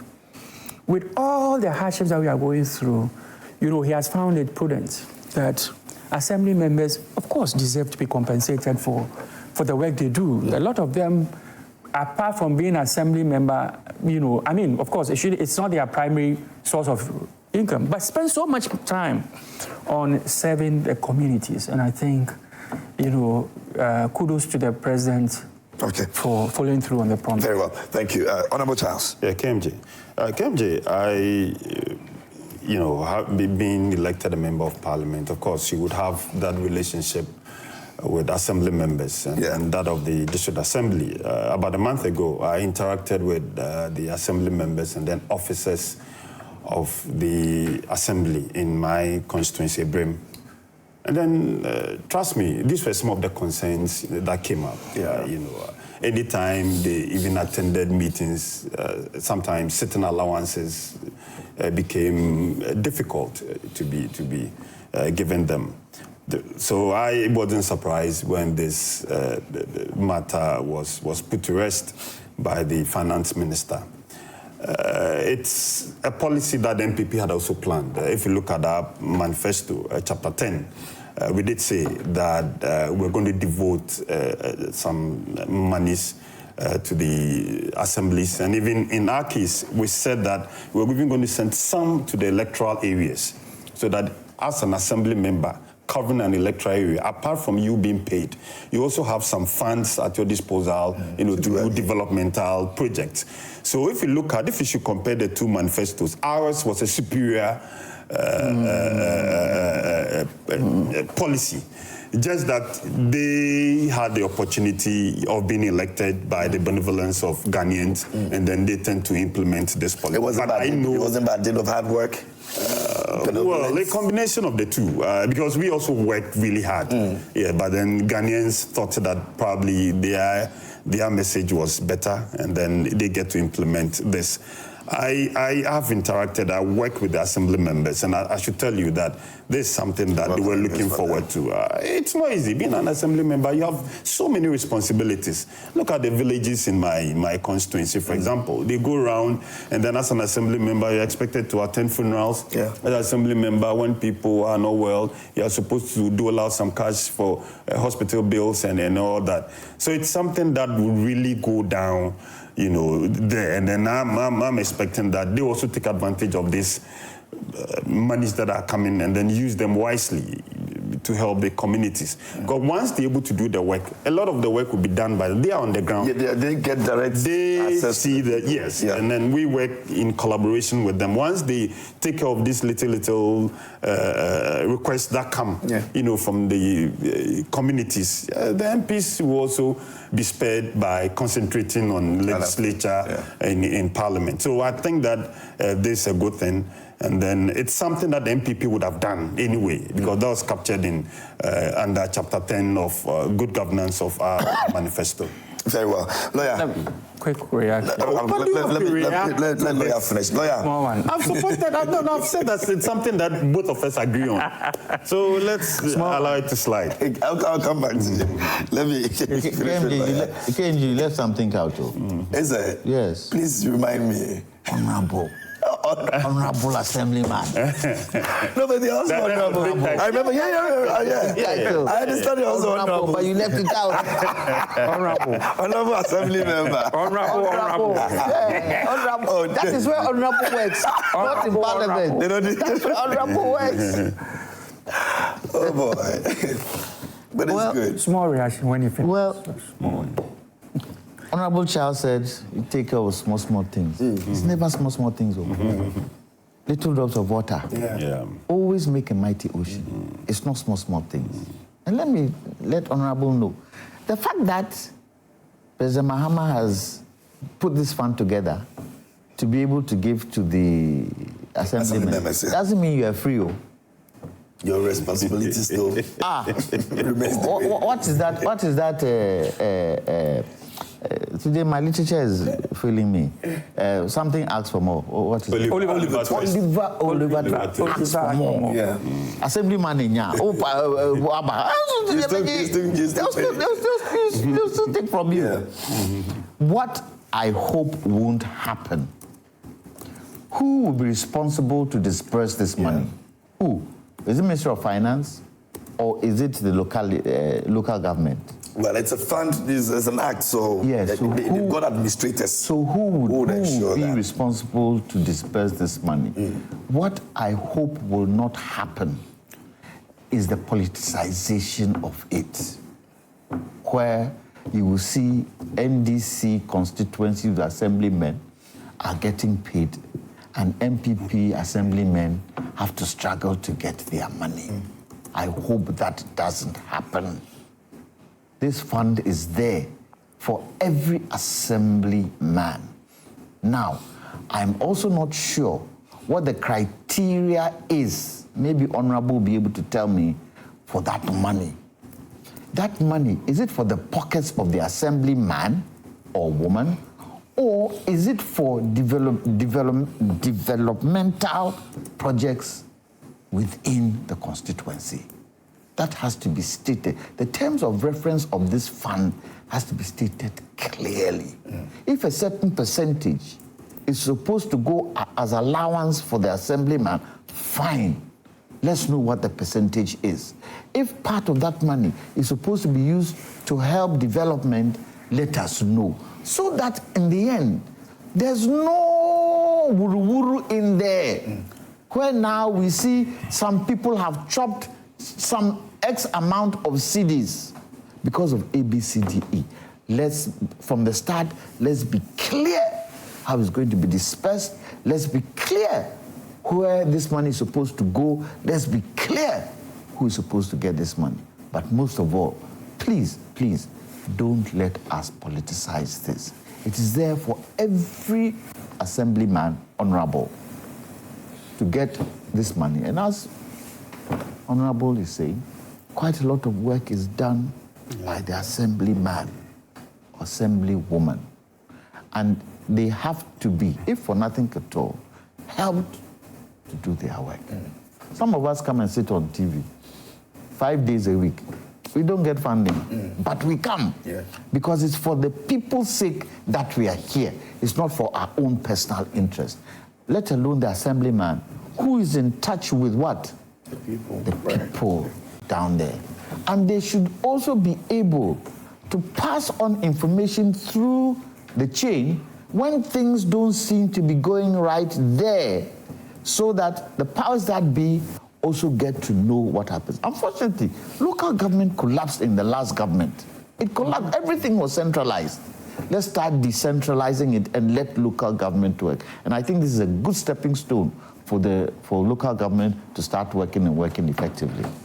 Very well. This one says, I like that part and the fact that my uncle Jantua says that NDC will be in power for 4 years. Amen. One young uncle. No, it's but never true that. Let you know, I've not thought about that. I said now, the power they have is for 4 years. If the next 4 years come and we want to vote them back in, or you never know, CPP might be ready to take over. You can't tell. I'm talking 4 years. Nobody should put words in my mouth. I said they are in for 4 years. That is their legitimate stay, 4 years. And we expect that 4 years to be a glorious 4 years. Let's work together, first of all, to build a nation, not to build a political party. Great, and it goes on and says, it is never true that freeze on employment was part of the IMF conditionalities under the NPP. It should show us that document and page, or tell us which page of the NPP budget talks about freeze on employment. Regards to Abanga Fuseni Yakubu, master planner in Kintampo, sent in that. I'm sure there are a couple of other messages that we'll be looking at if we can get those messages whilst we are at it. Asuako Kwame, you said you wanted to address something. It has to be less than 30 seconds. Well, first of all, I think that the allocation is made as compensation to district assembly. Yeah, compensation. Compensation to them. That's... So it is in the right place that it is centralized, because government workers' compensation, central in terms of disbursement. Yes. Oh, that's what disbursement to be done locally. You understand? But my expectation also is that it will be a flat rate across board, irrespective of party affiliation. Honorable said something that triggered my response. The fact that their manifesto, the policy on this was superior to that of the NEC. I have read their manifesto, by the way, and one of the things I flagged is the fact that when you say you are compensating assemblymen, it's in order. It's in order. You can do that. What I think is wrong is the NPP saying money should be given to their electoral areas, because that's what the common fund is for. It's for development. So I believe that that will be, I don't know whether it will be, more or less undermining the fact that we have a decentralized government, and therefore it takes the decision, some decisions have to be made by the, because Ayawaso electoral area and Mamprobi electoral area may be needing two different things. If they are under one administration and the funds is given locally for development, maybe then they can plan properly. So sending money to develop their electoral areas directly from central government, I think, would frown on the face of our decentralization policy. So if that policy is what he's touting within their manifesto, then that's 10 seconds. That's not. This 10 seconds won't come. Why? It has to be under 10 seconds. So that's not. Okay, Honorable, react to it quickly. KMJ, I think that the point would also have to be made that this is not the first time that some assemblies or monies have been earmarked for the payment of remuneration for assembly members. Some district assemblies do that in Greater Accra. Okay. Yesterday I was speaking to the former MC for Lankwantana and Madina Assembly, and she did confirm. And they get the money from where? The common fund? Yeah, common fund, that they were paying their assembly members 900 Ghana cedis every month. Yeah, every month. Just that, some district assemblies are endowed. Greater land, yes. But then if you look at my district assembly, for example, and the others. So it's good that this, policy. I also like the point, in concluding, I like the point Lawyer Jantua also made, that there ought to be a uniform way of, distributing these monies, so that we don't have a situation where we say, NDC need within the Sika Beman, or NPP need, or your campaign, let's have a structured process. People will have their bank accounts at the end of the month. Monies are wired into their. It shouldn't be in the Momo or Momo. Even in the Momo will work because almost everybody has the Momo. It shouldn't be at the discretion of the municipal chief executive or the district chief executive. That will not help. Okay, very well. So the Act 455 of the District Assembly Common Fund, actually, when you look at the 1993, it speaks about the administrator, and for the purposes of our conversation now, it says the administrator has the following functions: to propose a formula annually for the distribution of monies in the fund for approval for Parliament by Parliament. The administrator would administer and distribute monies paid into the fund among the district assemblies in accordance with the formula approved by Parliament. So that's appointed. You go through that process. What's the name of the Common Fund Administrator? It's for Yeltsin's son. Oh, okay. Yeah, So he's the current. The new one. So he has the removal and all of others, and then he's also going to report in writing to the minister on how allocations made from the fund to the district assemblies have been utilized by the district assemblies and to perform any other functions that may be directed by the president. Which law is this year reading? Second. Which law is this year reading? So this is the Act 1993, the Act 455. He speaks about the administrator, his functions, his removal, and all of that. So I think it's structured. Yeah, it's just that whether we follow the structure. Exactly. When partisan. You see, in Ghana, everything is implementation. Yeah. They have a fine structure that they actually use. In times past, there have been disagreements even with the common fund. Yes. An MP will be allocated a common fund. But I know the common fund is distributed by the chief executive or the municipal chief executive. Yeah. If they are at loggerheads, if one, even sometimes which actually exists. Even sometimes in the same party, the district chief executive will not be fighting the so that's why for this particular policy, we would want it done in a structured way so that people are not penalized for their political. Is there a regulator for them? So that if things go pear-shaped, at least they can... No, you're supposed to make an annual report of that. And then you have to submit that to Parliament for them to also vote to the president. So it has a very fine structure. Just that we're saying if they bastardize it sometimes. If they can stick to it, then fine. Timothy Anabila says that good morning. Once Ken Ofori Atta is declared wanted, security agencies have the authority to arrest him with or without a warrant, regardless of his position or connections. This is a straightforward application of the law, where no one is above justice. In Ghana, the law enforcement agencies have the power to arrest individuals who have been declared wanted, and this can be done without necessarily needing a warrant. The fact that Ken Ofori Atta is the former finance minister or has connections to the former president does not grant him immunity from the law. KMJ, that's Timothy. KMJ, but what he's saying there, we all knew Ken Ofori Atta wasn't in town. We knew. We knew the what do you call it? Even the special prosecutor, the day he gave his statement, he said Ken Ofori Atta is not there. Yeah. So if he was in town, fine, that would apply. Why the invasion? The Rambo-style invasion. I keep saying with raffles. I keep saying in the case of Kofi Adams, modern Ghana. It's to make reference. So Master Planner Council here again. I like that part and the part that Marco just says that NPC will be powerful. Oh yes. Okay, I think I've read this on WhatsApp for you. So that's Master Planner's comment. Don't take us back. Let me see if there are more comments. Let me go to view more comments and see. Oops. Let me come this way. Okay, so this one, okay, there seem to be a lot of others.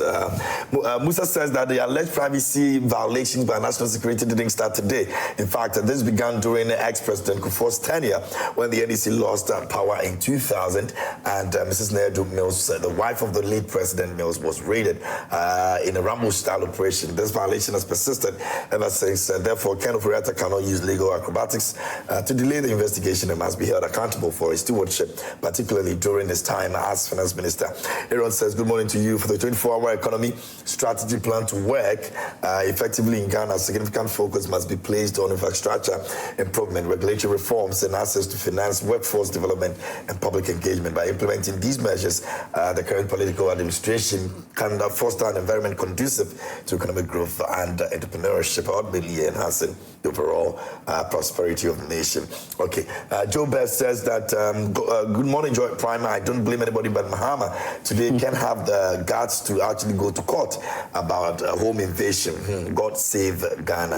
And Nana Kwaku Sasu says it is both disgraceful and disheartening that the Office of the Special Prosecutor, OSP, is absolving criminals while relentlessly pursuing a patriotic leader who has devoted years to reviving a struggling economy and ensuring the subsistence of over 5 million Ghana students. Now, this blatant misdirection of justice sets a dangerous precedent, eroding the moral fabric of our society and leaving the younger generation to question the true essence of integrity and service. Greetings to Honorable Charles Asuako Owiredu. That's coming from Nana Kwaku Sasu, Achimfosu. He sent in this one. All right, so pretty much that'll be all for our messages this morning, and maybe our conversation this morning as well.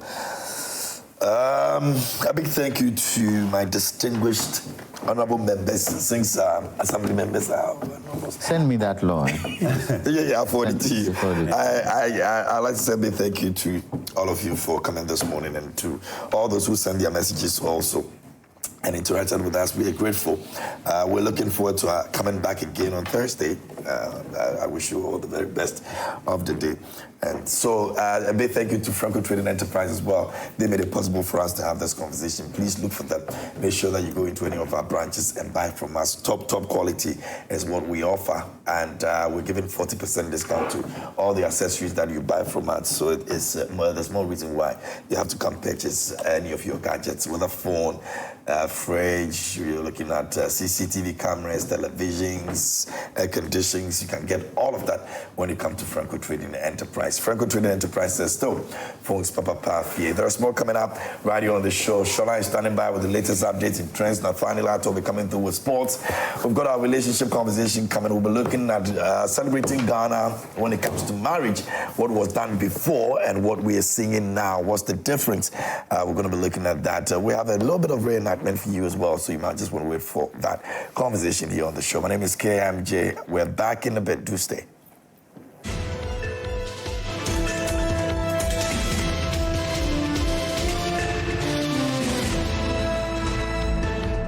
Newsflash is brought to you by Franco Trading Enterprise. Still, fun papa fie.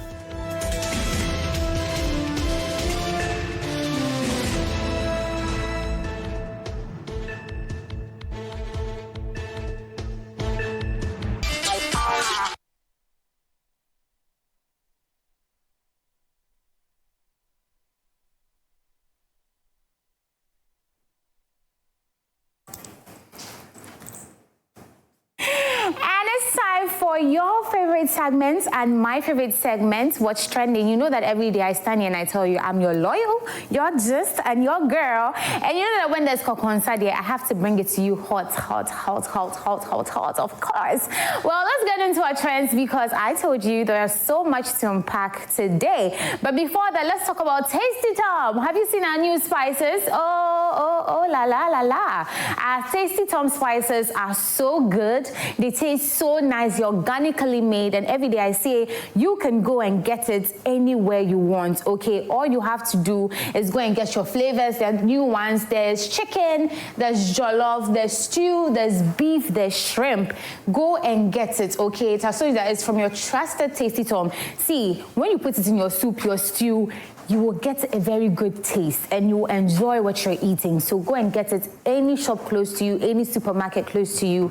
Go ask for these new spices and come and thank me later, okay? Now let's get into our trends. Now, Accra Regional Minister Linda Oklu has started the demolition. She has already said that people who are building on properties that belong to the government and properties that do not belong to them, you're going to get your house demolished. Now, she started in Tema. And some people are not really excited about it. Now, we saw her drag down buildings, big buildings, buildings that are completed, story buildings.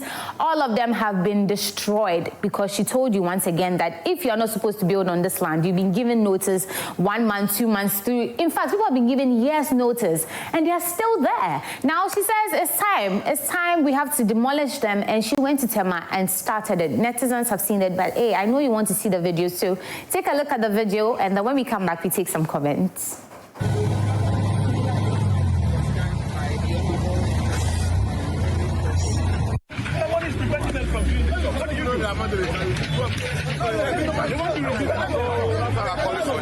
I try to engage you. You will not listen.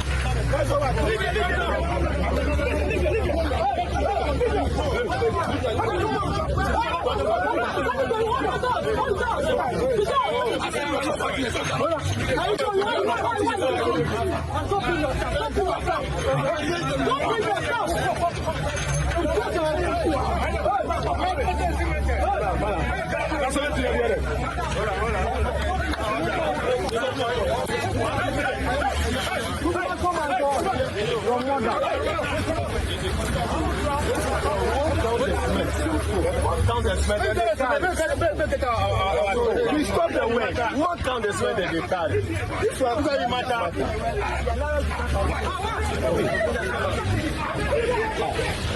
What count the thing that they pack up? So, as I said, people are not really excited about it. I think when it comes to demolition, it's a very dicey situation. First of all, you guys are given notice, right? You are told, okay, in 6 months, you're supposed to move from your house. Sometimes I know they are compensated. So why are you still there? She has told you, I'm coming, I'm going to destroy your buildings if you do not move. And I mean, when it happens, everybody acts surprised. It's a whole lot of things. Why do you wait for it to get to that point? Anyways, you can see clearly that those living in this area weren't, excited. They weren't enthused about it. If anything, they are very sad and they are showing it, right? But yes, netizens have seen it, so we will take a few of the comments. This is from Nana Eze. He says that it they pay me, but the people know they hear word one bit. Even after years of warning them of encroachment, now you see your lives. Ula says that the system is working again. There's more. Pan says that very insensitive to the plight of the ordinary Ghanaian, right? There's more. Ona says that, not media, I don't get it all. So the sellers no say it be Ramsar site. The buyers don't know it's a Ramsar site. The authorities didn't see the building reach its peak. Now then they come demolish them. I mean, as I said, they give them timelines. So they were also supposed to move from there. And that's about it. So people are not excited. Please, if you have been warned, it's been years, they've told you, move your building. Sometimes they write them on there, you have to demolish it by this date. Please do that, because when the time comes, they won't pardon you, they won't listen to anything. They'll just destroy your property and all your belongings in there would have become, perishable. So please, when you're given the time to move within the time frame so that when they come, you don't find yourself wanting, okay? Now let's move away from that. You know that the budget reading was 2 days ago, and after the budget reading, they came to see, people started speaking to our own minority leader, Afenyo Marking, and he said the budget that they read, it is hopeless. I know. Yes, he says it's hopeless. It will not do anything. It is just written statements. They are just talking, and they may not do any of the things that they have said. Well, take a look at the video. Budget. Why were this represented? Yeah, because the budget does not offer any hope. It doesn't inspire anybody. It's a repetition of the very things that we know.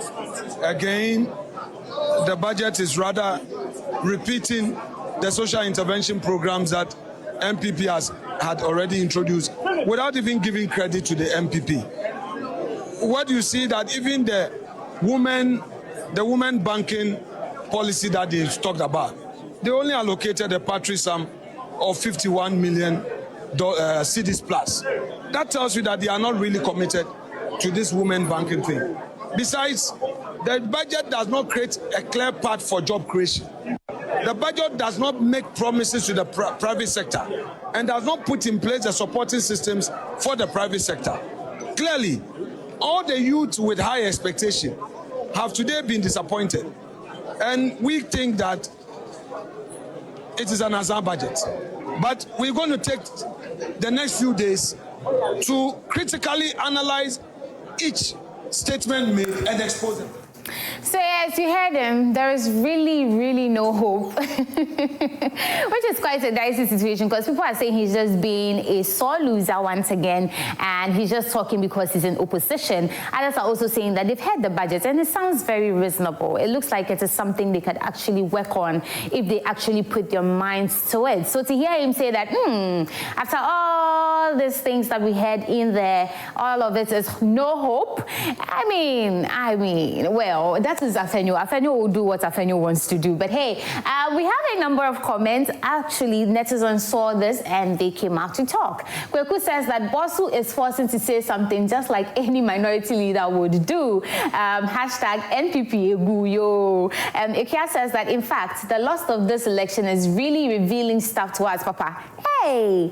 No Movie says that, but he said the budget is Azar budget. So how come it's now NPP social intervention? Blessing says that from there is no hope in the budget to it's a repetition of our social interventions. Hey, Afenyo, rest. AJ says that Kasia, defending no ayedin too much. Well, Joshua says that I thought he said it's Azar budget.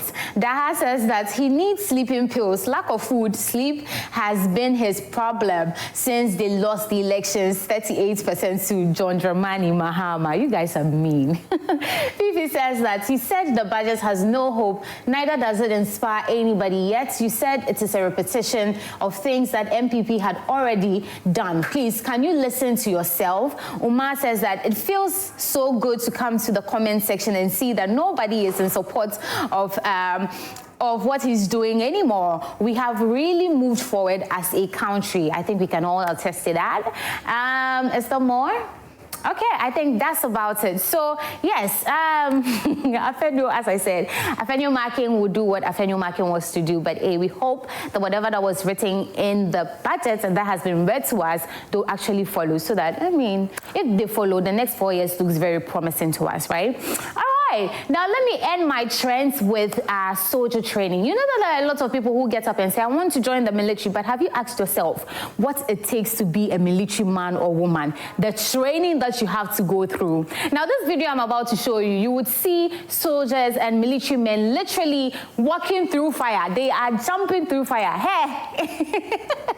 You think it's easy? Go and try it and see. Take a look at what goes on in the military training.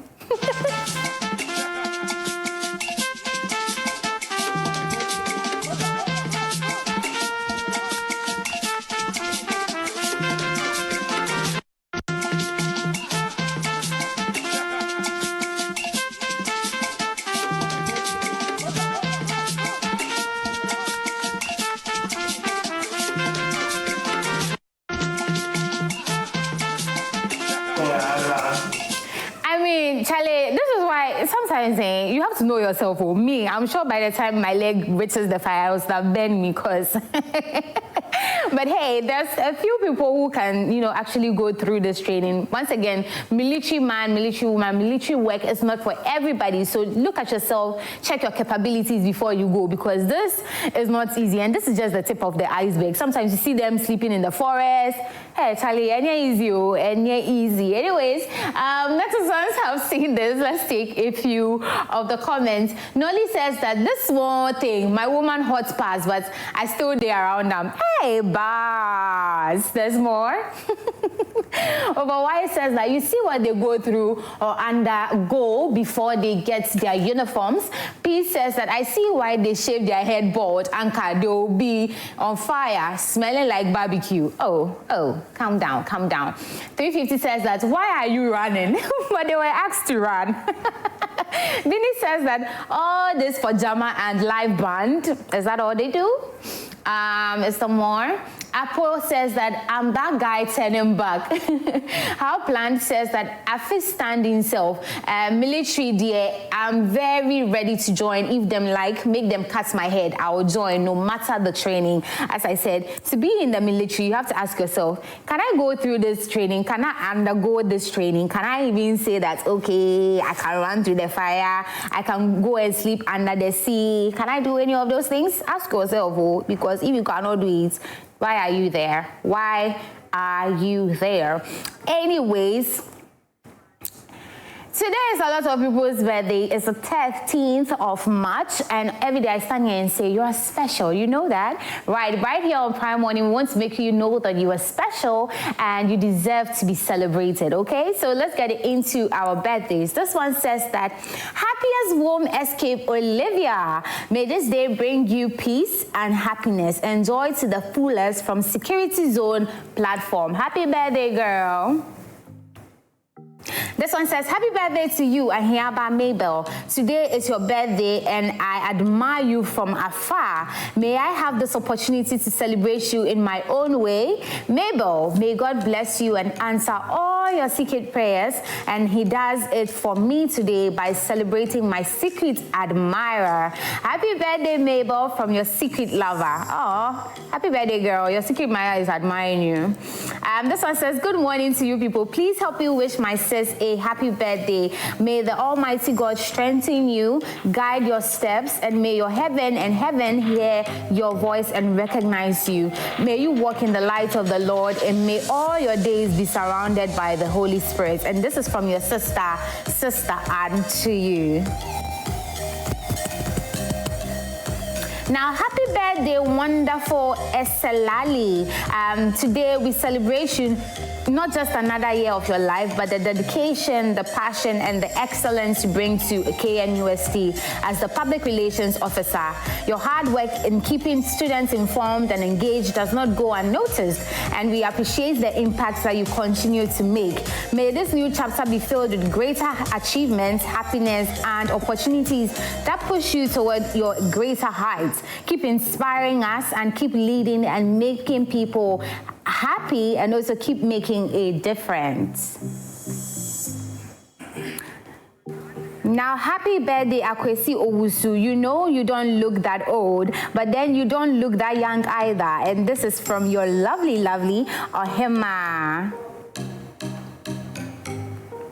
Also, God has made you my big sister for a reason, and that's why he has to bless you. He will continue to bless you in all your ways. As you celebrate this day, know that we appreciate your support and your efforts. Happy birthday, Ernestina Nyame, from Joan and all your other siblings. This is Joan Nyame's sister. Joan works with us here at Multimedia, and we are wishing you, Ernestina, a big happy birthday. Go around your day enjoying, keep smiling, and know that you are special.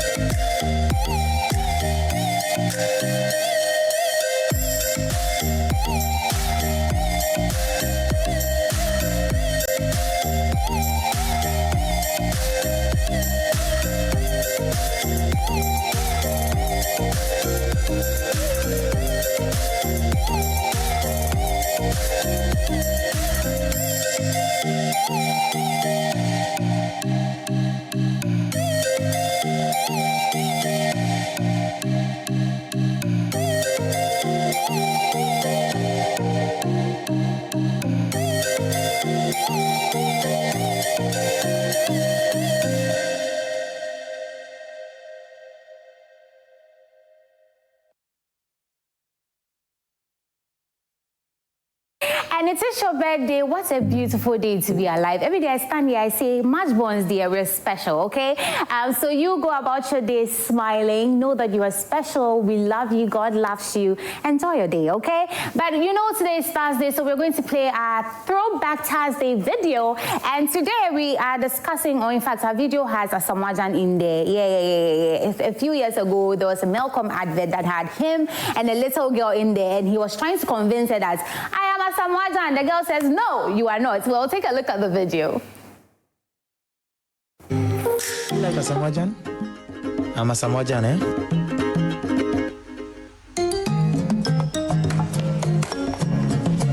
See, it's me. I'm a Samoajan, eh? No! Look, it's me. Believe me. A Samoajan. No!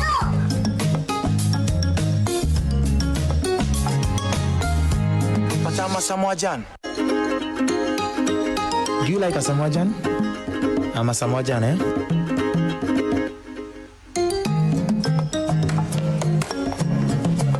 See, it's me.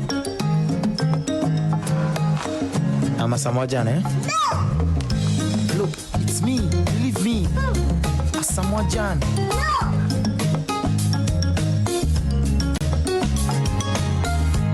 But I'm a Samoajan. But I'm KMJ. All right, welcome back here on the show. Thanks a lot for staying with us here on Prime Morning. And that's our Throwback Thursday video. And I'm sure you still do remember that video.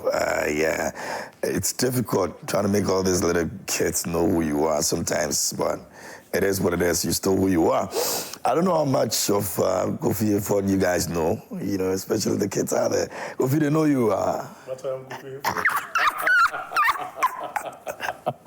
Oh boy. I'm confused. You are confused for it. It's true. In fact, I'm also a kid, so I know myself.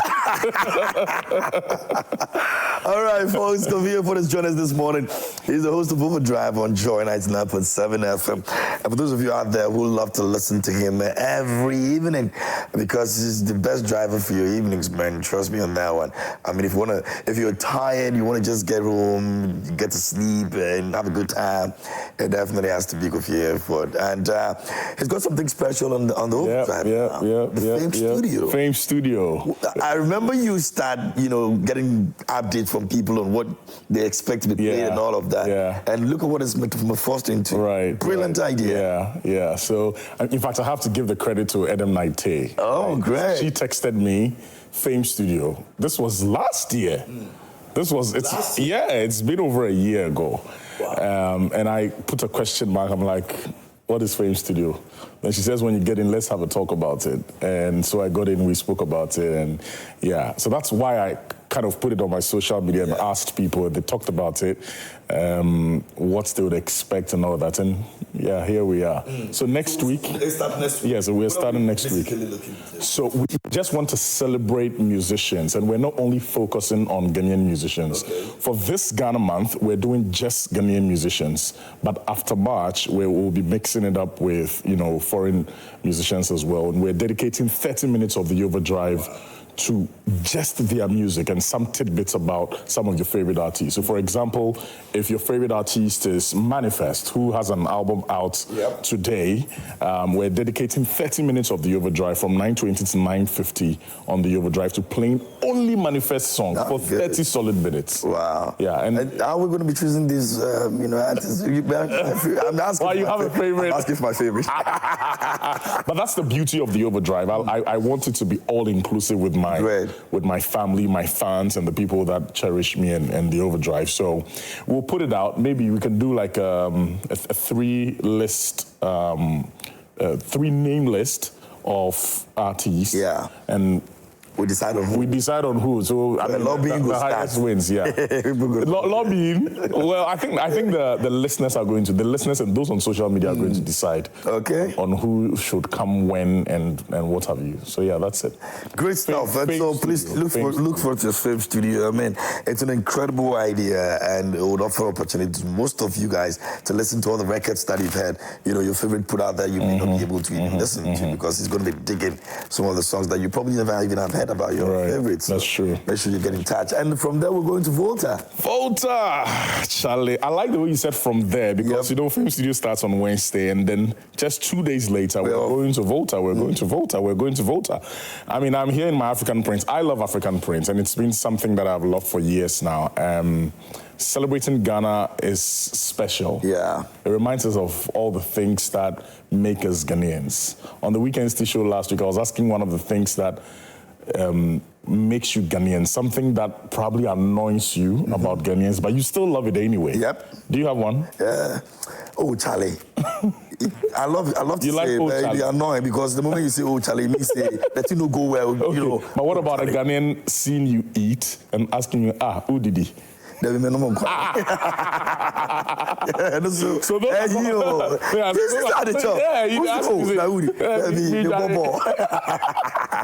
are some of the things that make us Ghanaian, and that's one of the things that I love about Ghana, because we seldom think about these things, but it goes way beyond that. In celebrating Ghana Month on Joy, which is something we've been doing over the years, every March, we dedicate the entire March to celebrating everything Ghanaian, playing Ghanaian music and whatnot, visiting tourist sites and whatnot. This year, we are doing two great things. One of them will be the Accra High Street Tour, which is happening on the 29th of March. But I'm here to speak about the Volta Adventure. Great. Everybody loves adventure. At least a lot of people love adventure. I seriously do. So if you haven't been to the Volta region before, if you've been to the Volta region before, but you haven't visited Tafi Atome Monkey Sanctuary, if you haven't slept at the Volta Serene Hotel before, if you've never been to Amejope waterfall at the Canopy Walk, if you haven't ridden on the Dodi Cruise before, this is a perfect time for you to join Joy FM to embark on this Volta Adventure Tour from the 21st to the 23rd. Great. What's going to happen is we're spending 2 nights at the plush Volta Serene Hotel. You should see 2 nights. if you know Volta Serene, you should see it. So 2 nights, all right, we're just going to sleep there. As part of the package, we will visit the Bando Lakeview zip line. Okay. An adrenaline rush kind of them, but adventure. I'm super scared of them. Have you tried it before? Yes, the one at the Lego, but I've tried that one. This one. Okay. I want to try this. No, there's a zip line. Yeah, you go through the obstacles, you end up with a zip line. Oh, man, I did it for DWTV.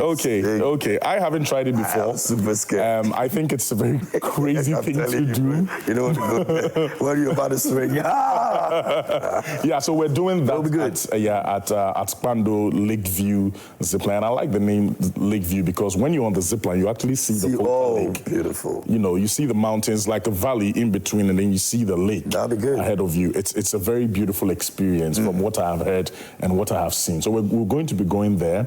We'll also make a stop at the Tafiatomi Monkey Sanctuary to feed these very playful monkeys and spend time with them.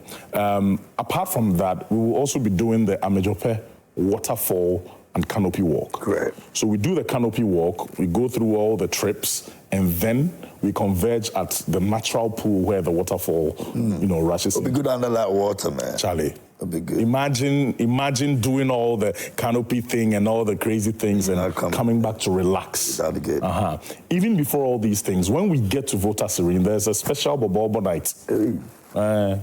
Special Bobo night. There's a special dinner as well. Okay. That will be on the first night. Then on the second night, after we've done the various tours, we're also going to climb Mount Gimi, which is also in Amejope. And there's a story behind it. Right? I don't know. Yeah, I don't know if you've. It's that mountain with the cross, the Jesus cross sign at the top.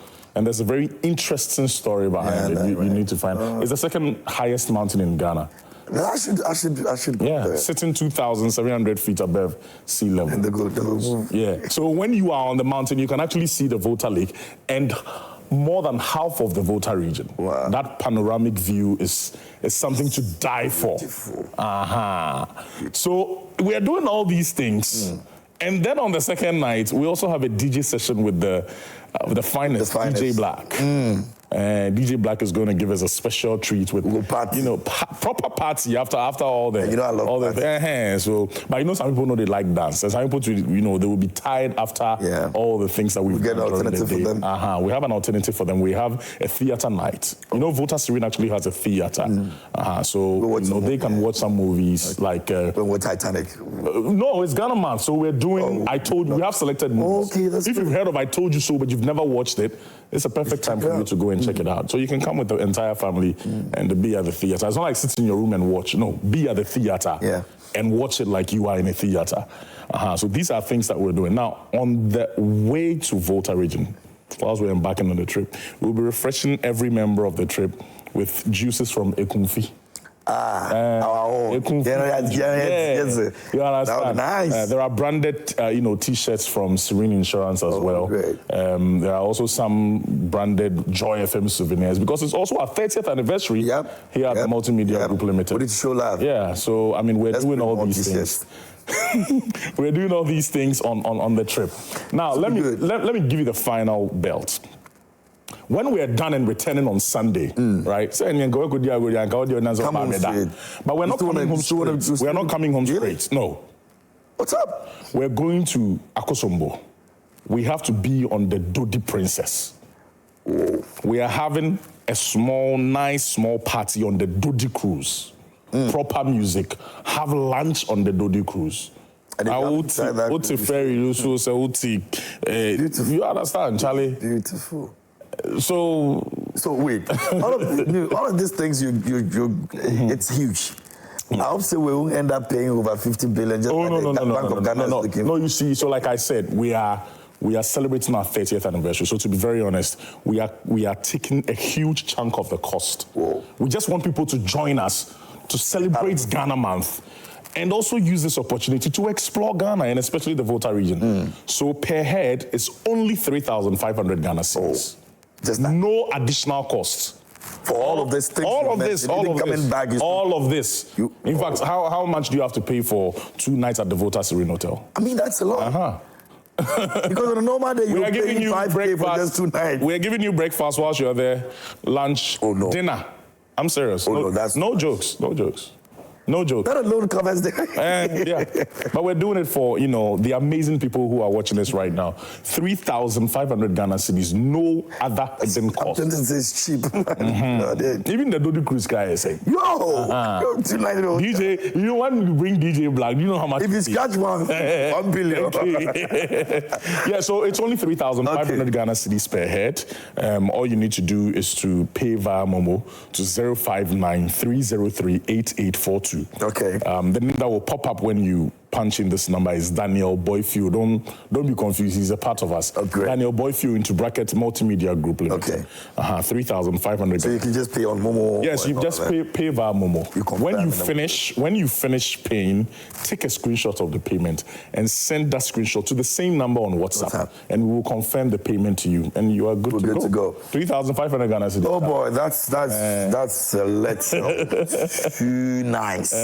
Just pay it and allow us to take care of the rest. We'll feed you and everything. Just come with your luggage and the work. That's all. All right, very well. So that's what it is. 2 nights, Plus Volta Serene Hotel, and it's all about Joy 99.7 FM. We're making this trip, be part of it, and let's have a good time as we celebrate Ghana Month. Kofi Hayford came through, share this with us. I know he's one of the most selfless people that I've known, and he would always come here to share good news like this. Don't be selfish. I'm coming. You have to come. Nat Ato is coming. Me, I've gone to do the recce. So please, we need everybody to be on board. I'm stuck. Come and have fun with us. Yeah, I want to chill. All right, so it's going to be a great time. Come through, and your favorite personalities will be on board as well. I mean, Nathaniel Ato is going to be there because he loves to see things, beautiful things like that. And talking about, looking beautiful things and all that, he's adorned in black kente. I don't know what purpose, but you may want to let us know why he's wearing what he's wearing, apart from the fact that it's Ghana Month. Nat! Good to see you guys. Good to see you guys. I was going to put a picture of me at Volta Serene right here. So, before every recce happens, there is a recce before a recce. A recce before a recce. So, you had gone to do your own thing. Yeah. No. In a few moments, I will show you, there's a certain iconic spot at Volta Serene where people, will take pictures. It's just like the Independence Arch, or when you go to France, you take a picture by the Eiffel Tower. There's a picture there. So just check. In a few moments, you'd see the picture. I think I've seen it over here. Yeah. I'm not too sure. So there we go. So that's the picture. That's Volta Serene. Whenever you go to Volta Serene, you have to make sure you take a picture by these stairs. I mean, this is the signature of Volta Serene. And you actually had a shirt that matches with the background. Exactly. Yeah. Everything is calculated. Yeah. So that should just tell you that for all this fun, you are paying only 3,500 Ghana cedis. You can't get it anywhere. They always talk about how domestic tourism is a big challenge on your pocket sometimes, and we're making sure that this time it's very, very subsidized. So only 3,500 Ghana cedis for all that fun. Africa's #1 DJ Black, Kofi Hayford doing all of the hype, in the building and all of that. It's going to be very, very interesting. So I'm looking forward to that. Sure. Absolutely. So, talk about this. Today is Thursday, and we're doing a bit of throwback. So it's just a throwback mode to some of the traditional areas in Ghana. Before a chief is installed, chiefs normally would see through their lifetime. Once you are enskinned or installed, you run through till the day of your death. And then in some traditional areas, another chief is installed or enskinned or installed before your burial.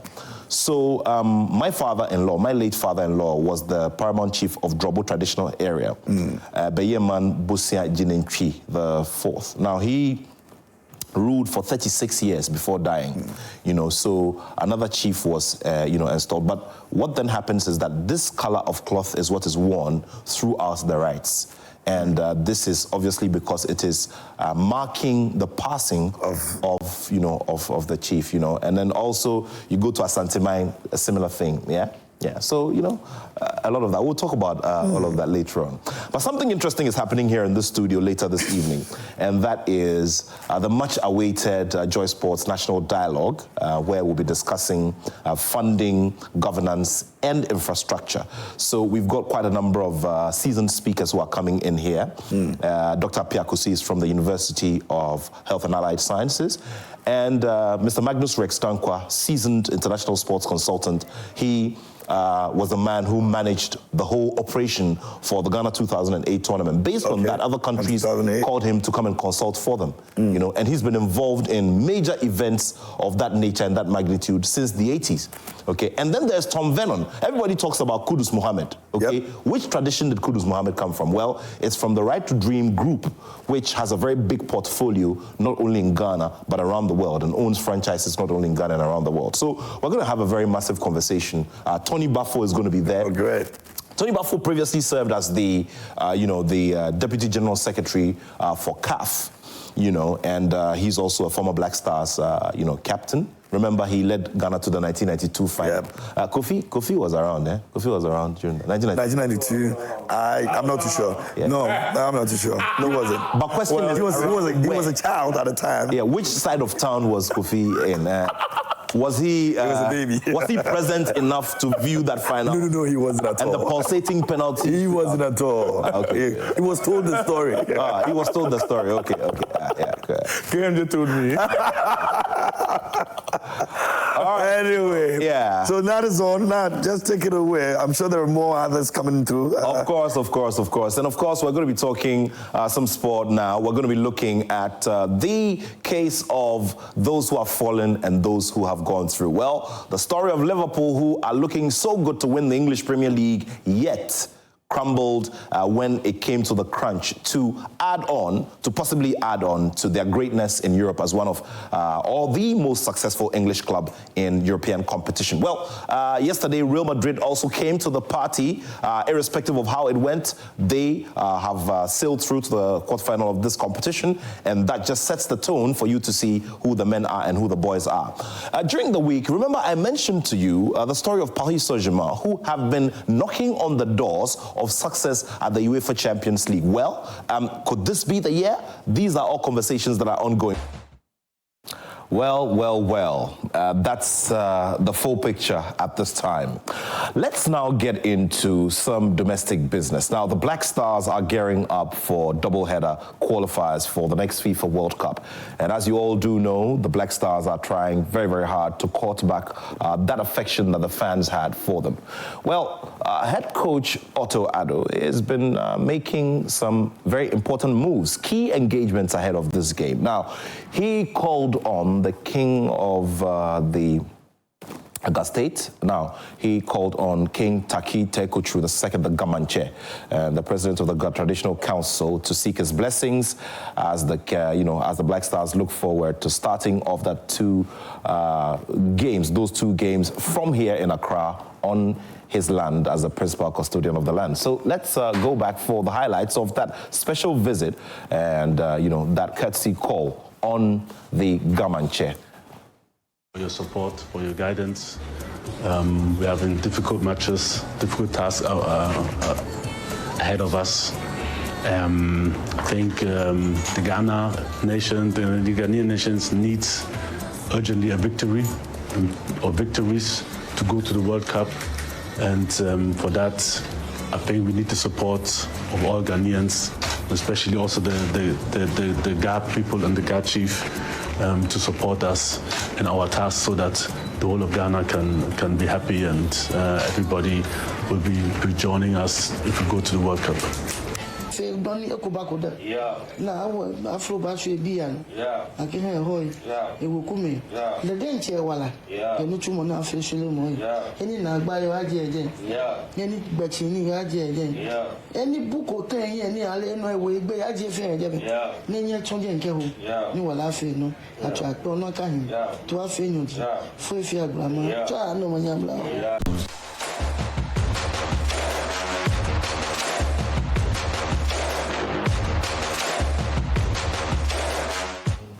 Well. So there it is. So who you saw there, the chief priest you saw there, is the Nai Wulamo, Numu Akwamensa. Now, he was offering a traditional prayer for Otuado and the whole Black Stars team. Now, he talks about getting all of all the impediments out of their way so they can go ahead and record victory. Well, let's talk about Ghana legend Sami Osei-Kuffour, who has also hit very hard on ex-Liverpool player Jamie Carragher for his comments about the Africa Cup of Nations and how it supposedly doesn't have any value. The reason why Mo Salah has not been considered for a Ballon d'Or award. Well, Sami Osei-Kuffour had some very, very stern words in reaction to that comment, or those comments that came from Jamie Carragher. I think his statement, he himself, I mean, what has he achieved? Do you think that somebody will just even give us a name to his son as a role model to, like, oh, I'm naming you Carragher because he was a good player? No. Carragher was just a normal player. If Carragher wasn't born in Liverpool, did he have a chance to play in Liverpool? No. If Jamie Carragher go to probably in Italy, or will he have a chance to play Milan or play Real Madrid, Barcelona, Bayern Munich? No way, because he is English. He was born there. That's why he had the opportunity to play there. Why didn't he even transform to Arsenal, Manchester United, and the other clubs? Because he's not good enough. Honestly, Jimmy Carragher, has he won even man of the match in his career before? Jimmy Carragher, has he won a man of the match in his career before? Has he been selected in the best player of the league before? No. First 11. Has he been selected the best defender in Europe before? No. He hasn't been in the team of the week before. Come on. Yeah. So if Jimmy Carragher is talking, I mean, those are the things that we don't listen. Yeah. Ferdinand, John Terry, and those people, they're supposed to talk, not you. What has he achieved? Jimmy Carragher, please. Just we are talking about players. Mourinho said, if we mention the names, if we mention about 1,000 defenders, Jimmy Carragher won't be part of it. That's what Mourinho said, but I would say 2,000. Oh, Carragher went too far, and he's having he's having the beatings of his life. No. Jimmy Carragher is it's nothing. Yeah, he's just talking. He's just talking because he had the opportunity to sit on TV and talk. And even that day, he should be ashamed of himself. Yeah. Some of his colleagues were telling him. Yeah, I think Richards and Sean Wright Phillips. No, it was Sturridge. Daniel Sturridge. Yeah, Sturridge was telling him to whatever that he said is not right, but he still insists because he didn't respect. He has to respect us because how many African players have made a great impact in Premier League? Yeah. He is talking about the coaches to win the Premier League. Did he play when he was playing? Did he win Premier League? No. So very, very instructive comments coming from a legend of the game who has performed at all levels. Won the Under-17 FIFA World Cup, gone ahead to play at the Africa Cup of Nations, won the UEFA Champions League, won the FIFA Club World Cup, played at the FIFA World Cup as well, qualifying his nation for the first time to the FIFA World Cup. So when Sami Osei-Kuffour is talking with authority, you know where the authority is drawn from. Hi there. Thanks for staying with us here on Prime Morning. We're back, and we appreciate you being on the other side. It's Thursday, and celebrating Ghana Month. You know what we do on Thursdays. Relationship conversations always comes up on Thursdays. And so we'll be looking at something very, very Ghanaian, right? Yeah, I mean, it's still Ghana Month, and we're looking at marriages then and now. My mom always says, Shola, the marriage that you know today is quite different. It's a different environment. It's a different space. People are processing it very differently, especially with the Gen Zs. I don't know about you. I'm not a Gen Z. Yeah, I've seen, I've seen certain processes that you would go through back in the day that you don't want to go through it now. You feel like it's too much, to do with it.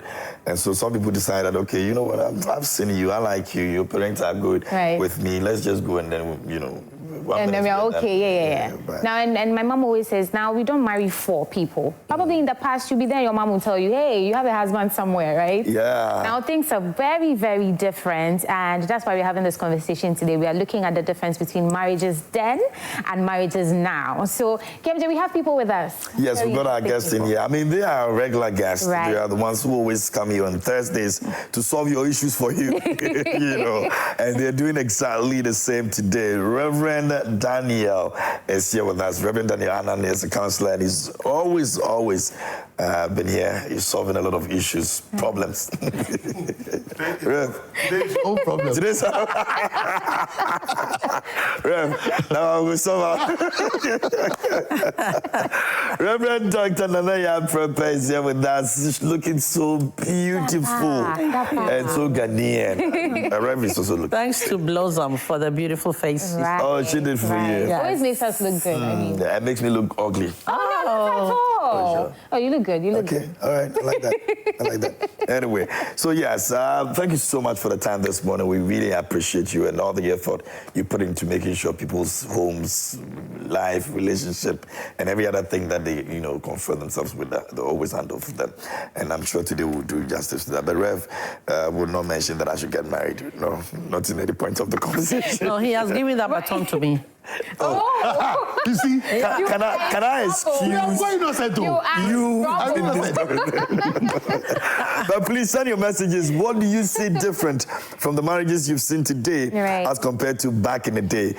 If you have a personal experience you want to share with us, share with us. When your mom was getting married, what are some of the things she told you, you know, she had to go through and all that? And when you were doing yours, what was the difference based on what your mom told you? All right, and then we would like to have the real life experiences over here on the show. Right. Great. So yes, let's get into it. Let's go to Rev, because first of all, the knowledge this woman has, I never seem to, you know, understand and get where you are. I can't even reach there. So let me ask from a more Gen Z perspective, right? Because nowadays people say things have changed, especially the Gen Zs like me. We're like, there's so many things my mom says that they used to do before that today are not as prominent as we see them. So let's go back to the olden days. You have seen it so far. It's been decades and decades and decades. What are some of the different things that they used to do then and now we're not doing anymore? Well, thank you very much. Beautiful. Thank you, KFJ. Nice seeing you guys. And I want to extend my deepest condolences to my beautiful daughter, Asedua Akumia, who has lost her father. And she had a 1 week 2 days ago. Right. And my heart goes out to her and her family. So, and hi to everyone. Hi. Then, when you said decades, I feel like I'm like old. You are young. I'm young. Sweet 16, no, not at all. No, but that's okay.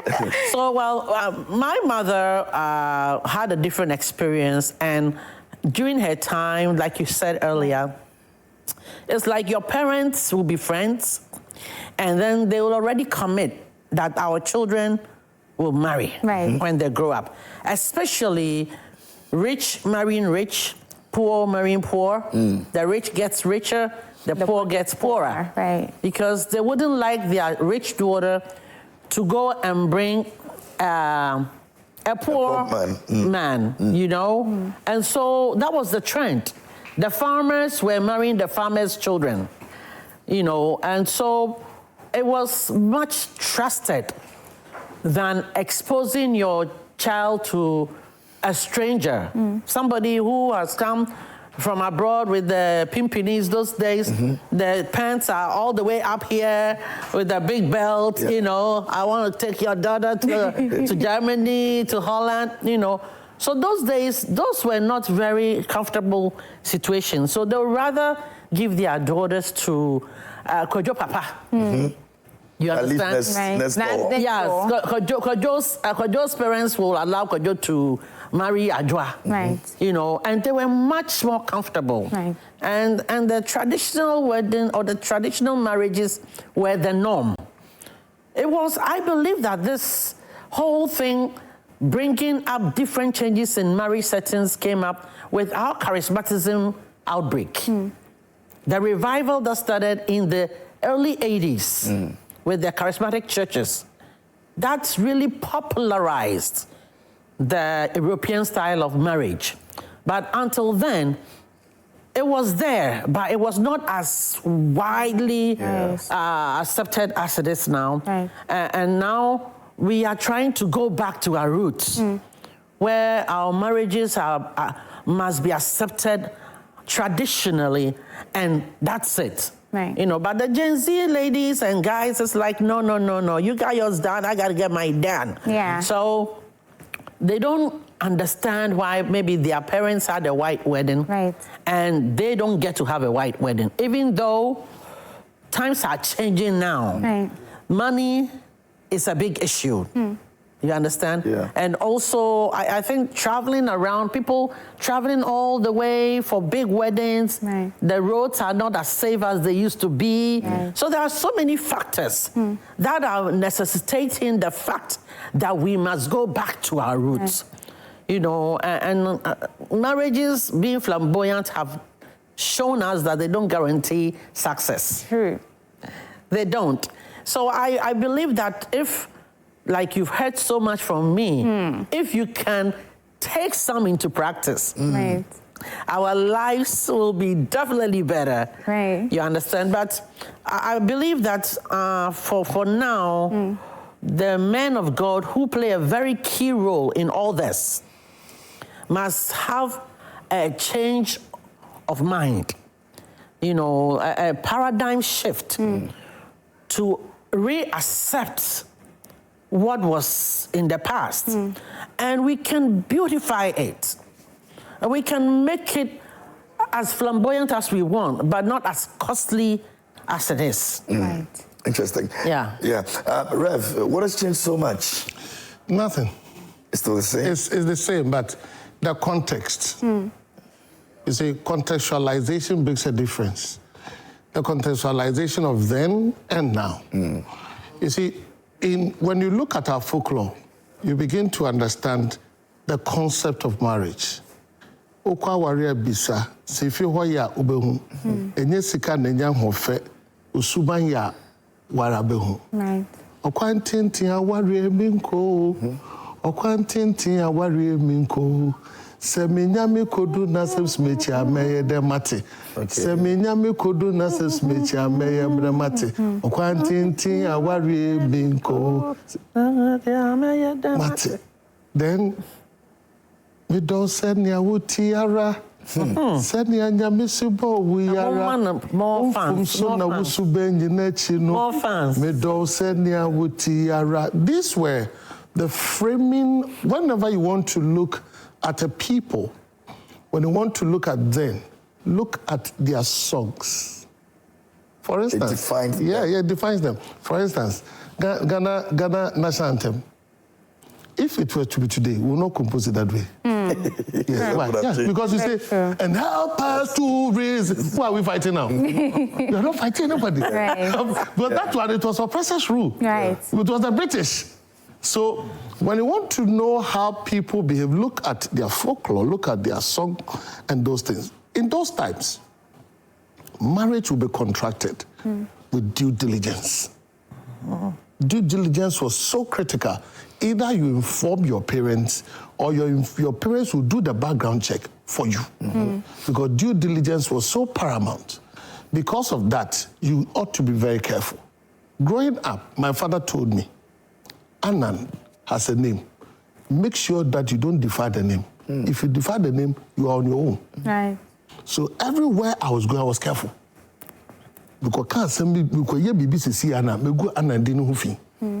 So it was a standard of a character formation, of an attitude. So they do due diligence.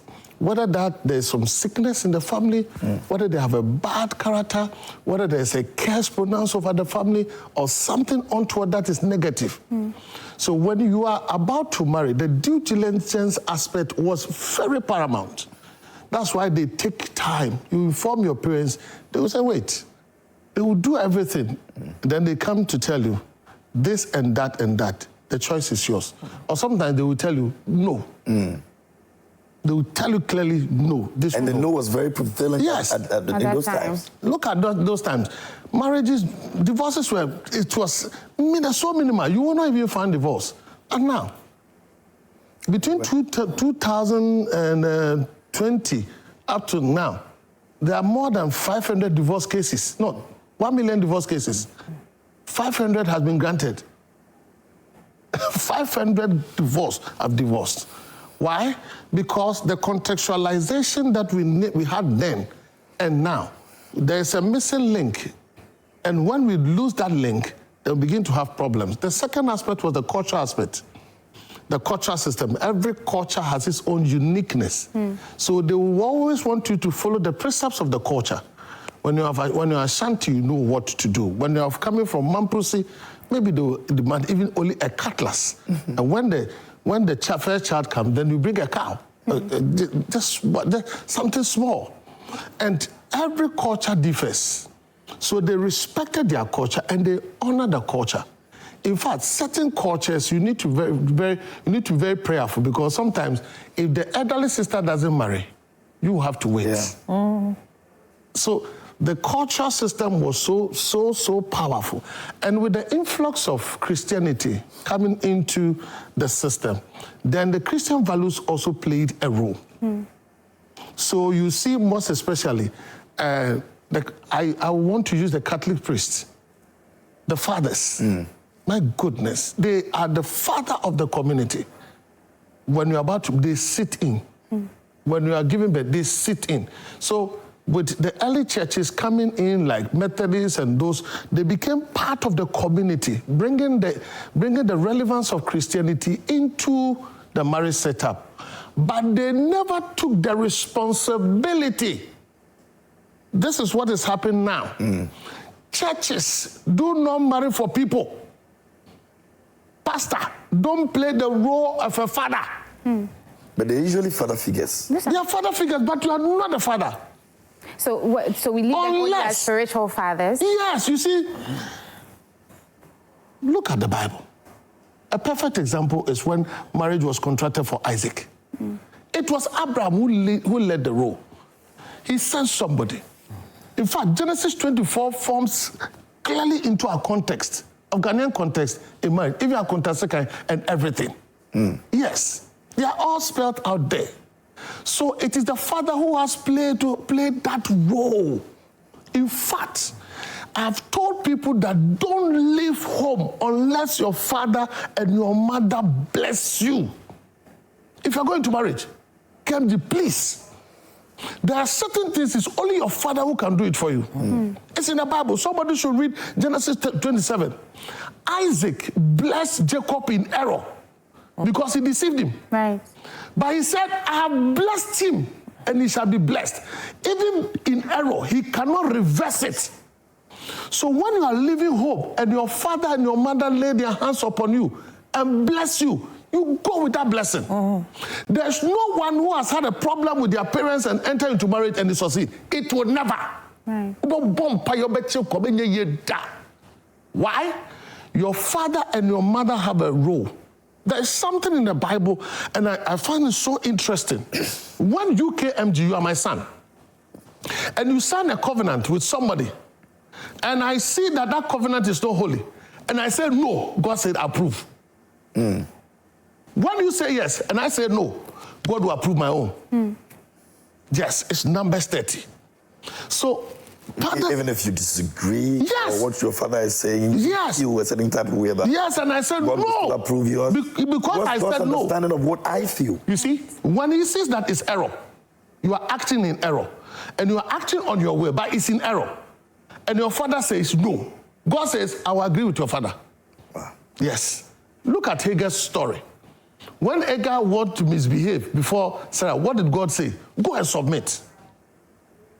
So that father, mother figure, please, if you are Gen Z, if your mother is poor, if your father is poor, he's a farmer, maybe you are living in a cosmopolitan area, irrespective of what, even if he's mad,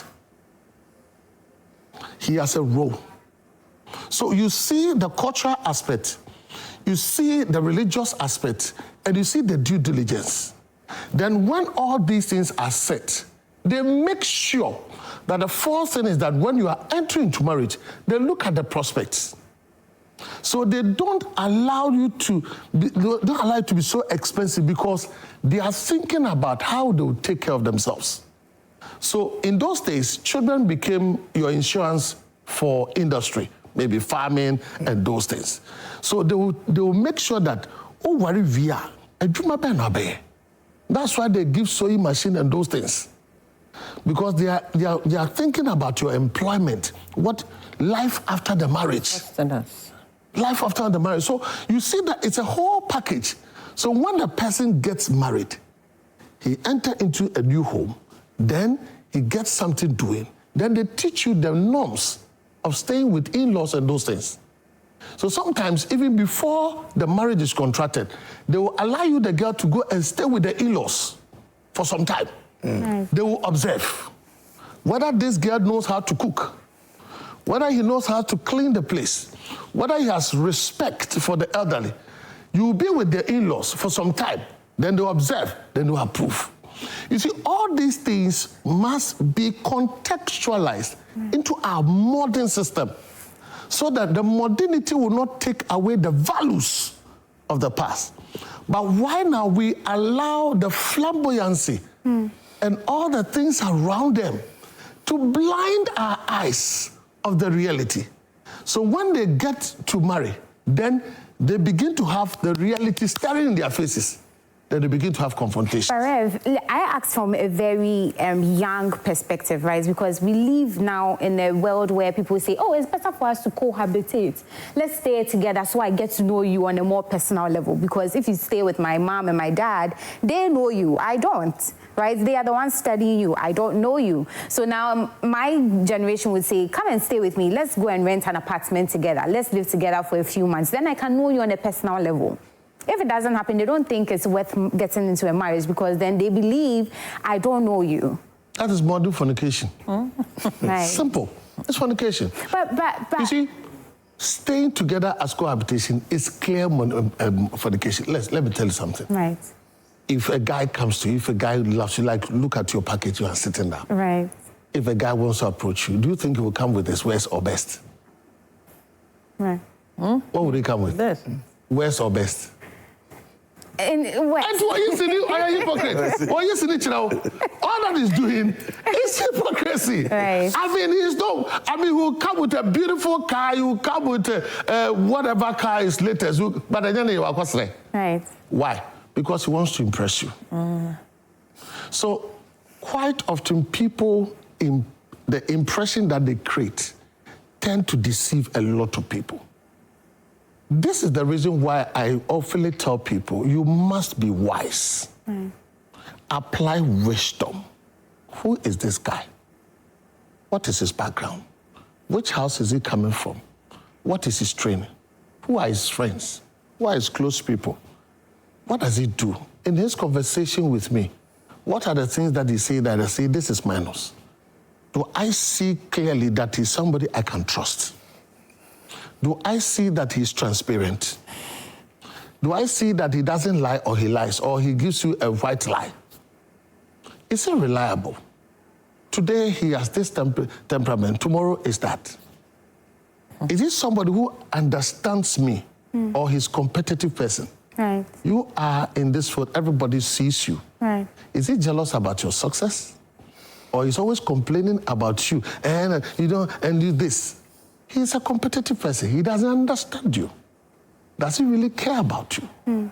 Does he have the God fear, God love, that when you wrong him and you say you are sorry, does he accept it? Right. Or another time you repeat it and say, and the last time you said it, but you did, he's repeating it. He has not forgiven you. So you yourself, you need to be very careful in doing due diligence. Because people can pretend. Look, ask MG. There are guys who can date 3 girls. It will be and crashing down. Right. Obia timetable. Right. Reverend, I'm the guys. Yes, but the day actually, when the way you smile, because I said, Pastor, you are feeling that deal. Welcome, Pastor. That's for KMG. Rev, I'll come back to you. Don't because of where you are going. Let me come to Reverend Anaya. Baku America. Baku Europe. Original one. KMG is holy. KMG is so for about. Washa white. Ofori Atta. Reverend Anaya, it's understandable when your parents want to be there for you. They want to make sure that you're going to the right place and all of that. In situations where my parents decide for me back in the day, and I go in there and I realize that this is not what I want. But I now go back to put the blame on my parents as against they allowing me now to make decisions for myself, go and live with this person and study the person myself and come back and say, Ma, I understand the person I brought here and I know this person is the one for me. So allow me to do this my own way. But do you agree with me that mommy knows best? Ultimately, yes. But not in a situation where I've gone an example of a man that I know that I totally do not belong here. My parents did that business for me. Hey. But that one will say that God still said that. No, you see that he has approved what it is your mother especially knows the outfit that will suit you better than you. And they never make mistakes? No, of course we all make mistakes. We all make mistakes, but chances are the decision of your parents would be better than your decision, especially when you are not as exposed as they are, as experienced. You are very naive. You are very fragile. You're very blinded by love. Blinded by love. You know. You are at a point where you are. You can be easily harmed. Let me extend my condolences to the family of Joanna Della, the young lady who was murdered at KNUST. Yes. I didn't realize it was my very good friend's daughter. So I spent the whole of Tuesday with her and the family. And the young lady was in a relationship, a friendship relationship, a study mate. Okay. So I want to caution our young ladies, please, do not keep secrets from your parents. Do not keep secrets from your siblings. At my age, everywhere I go, besides my husband, I tell my sister. Everywhere I go. Because especially if I'm going with my husband, and God forbid something happens to the both of us, somebody else must know where we were going. Right. You understand? It doesn't mean that you are loose or you tell all your secrets. No, we are living in a very complicated world now. You know, so from my understanding, the girl told the boy, I am done. We cannot have this friendship. And he's like, if I can't have you, nobody else can have you. And the father actually went to the school to warn the boy 2 days before the issue. So there are facts that social media doesn't know. And they are spreading so many rumors that they were in a deep relationship. The parents didn't even know until when the girl sent a message to the father that I need help. This gentleman is bothering me. Do you understand? Yeah. Right. So this is not a relationship that is a done relationship like they are an item. No. It is not like that at all. The picture that's being painted on social media, that the parents are aware, that the boy and the girl are an item, they are together, no. You cannot put pressure on a woman when she says, I don't want you. No means no. So if your parents are telling you that from the way you are, they see that maybe you are a very soft, tender-hearted person. So you need somebody who can protect you. So from the way you are, I think KMG will be a better person for you. They have groomed you. They have nurtured you. They know who you are. Right. And they have probably studied him too. So if they bring him to the table, you can say, oh, mommy, okay, let me try. But you cannot just debunk. Oh, mommy, oh, no. Well, my children have done that to me anyway. Oh, mommy, no. Mommy says, no, this one, no, mommy, no. This is not the type I want. Okay. So one thing I have also known as a woman now, when you are going into a marriage situation and the mother of the person, especially the man, says no, please run away. Run, Otilo. But don't look back. Nana, at that time, the love is not important. I beg your pardon? Love now and die later, or love now and be miserable later, or love now or quit now and have your peace of mind. If a mother says no, it won't work. It will not work. I know what I'm talking about. Right. If the man says no, it's easier to appease the man and get to the heart of the man. But when the mother says no, she will go all lengths to make sure that marriage will not work. So it's better for the two of you to have a very good understanding that, just like Reverend was saying, the blessing of these parents are on the relationship. Don't walk over your parents, because the man can say, hey, Charlie, this chick, if I don't get them, I go die. The man can say that, this is the one. And your parents will say, okay, if that's what you want, go. They give your will up to you. Anything happens, you cannot come back, because you will be pinning on yourself. So when they are like, okay, we are watching, go and see if it will work without our blessing. And you don't need that. Honestly, you don't need that, because they will do whatever they can to give a hostile environment to your spouse, that she will never have her peace. She will live in the marriage with pain. She will live in the marriage with regret. She will never enjoy the home that she's building. And eventually, the marriage will break. Because the Bible says, how can two work together except they agree? And in marriage, the agreement goes beyond the two of you. It goes towards the family. The mother of the gentleman is demanding love from her son as much as the wife is demanding. So if you don't have an assertive man who is bold enough to put the brakes on and draw the lines and tell mommy, I love you to death, but you have your limit.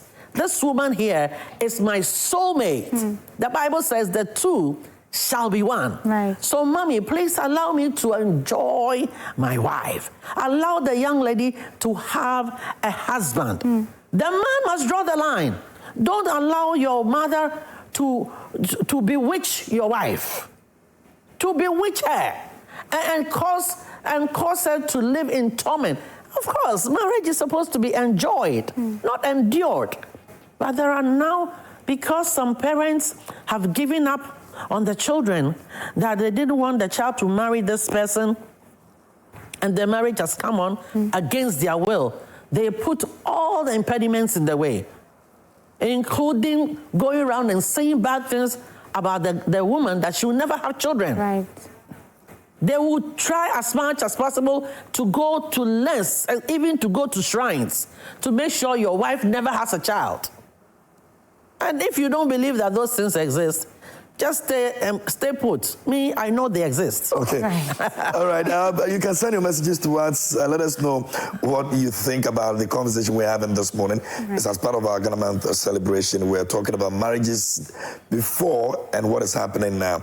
And we've We've learned a lot. Right. We'll try and see if we've got some messages that we'll read. And when we come back, we'll see where we have gotten to. Is there a way we can reverse to where we were before? If it's not possible, what then do we have to do moving forward? We'll look at that conversation. This one says, this is an interesting topic. Parents were doing well by helping you make a good choice. What change was the rise of hostels? Children left home without being monitored, but we thank God for the gift of the Holy Spirit. When physical parents are not around, He will surely help us make the right choice if we listen. Coming from SCC. The Holy Spirit helps in that? Yeah. Yeah, sure. He hasn't spoken to me yet. In fact, the man is speaking You're wisdom. not listening. You're not listening, KMJ. This one says, good morning, Daddy. What about the man, who will him also come over to be with my family, please? Okay, Salome Kagba sent in that. That is the woman going to be with the family. Does the man also come to the family? And right. also learn from there? Oh, not necessarily. A cultural setting is that it's the man who contrasts the marriage. It's you who goes for. And the Bible says a man will leave his father's house and cleave to his wife. Right. Okay. Yeah, so... All right, that works. Good morning, my beautiful good morning, guys. Looking pretty as always. I just want to tell, okay, I think that's for the earlier conversation. Yeah. Okay, so he said, good morning, guys. Okay, send the other ones. We're waiting for you.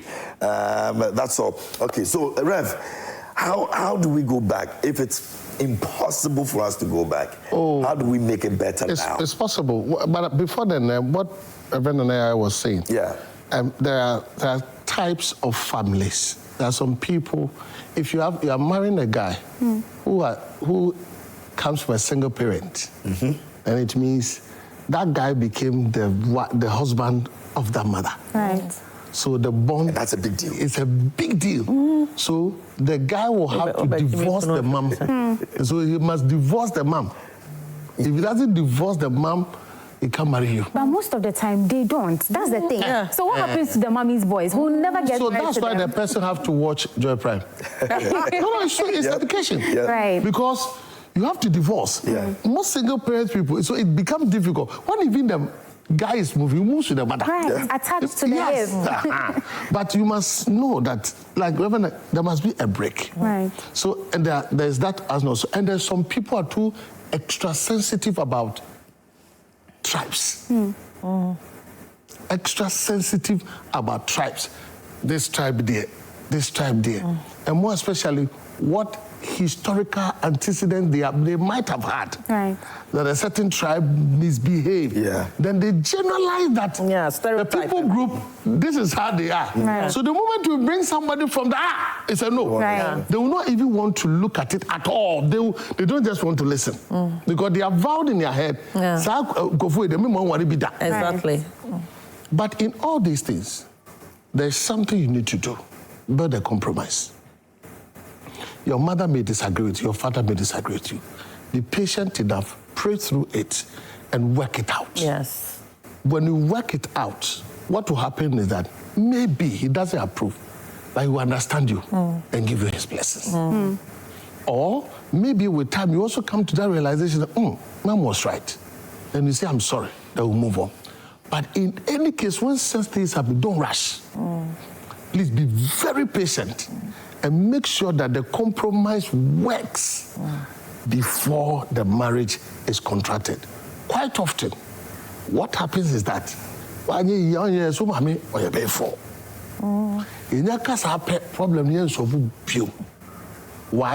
Anything that happens to you, it is your mother.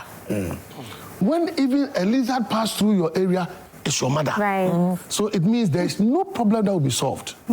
So when such things happen, please, as much as possible, let's work on the compromise.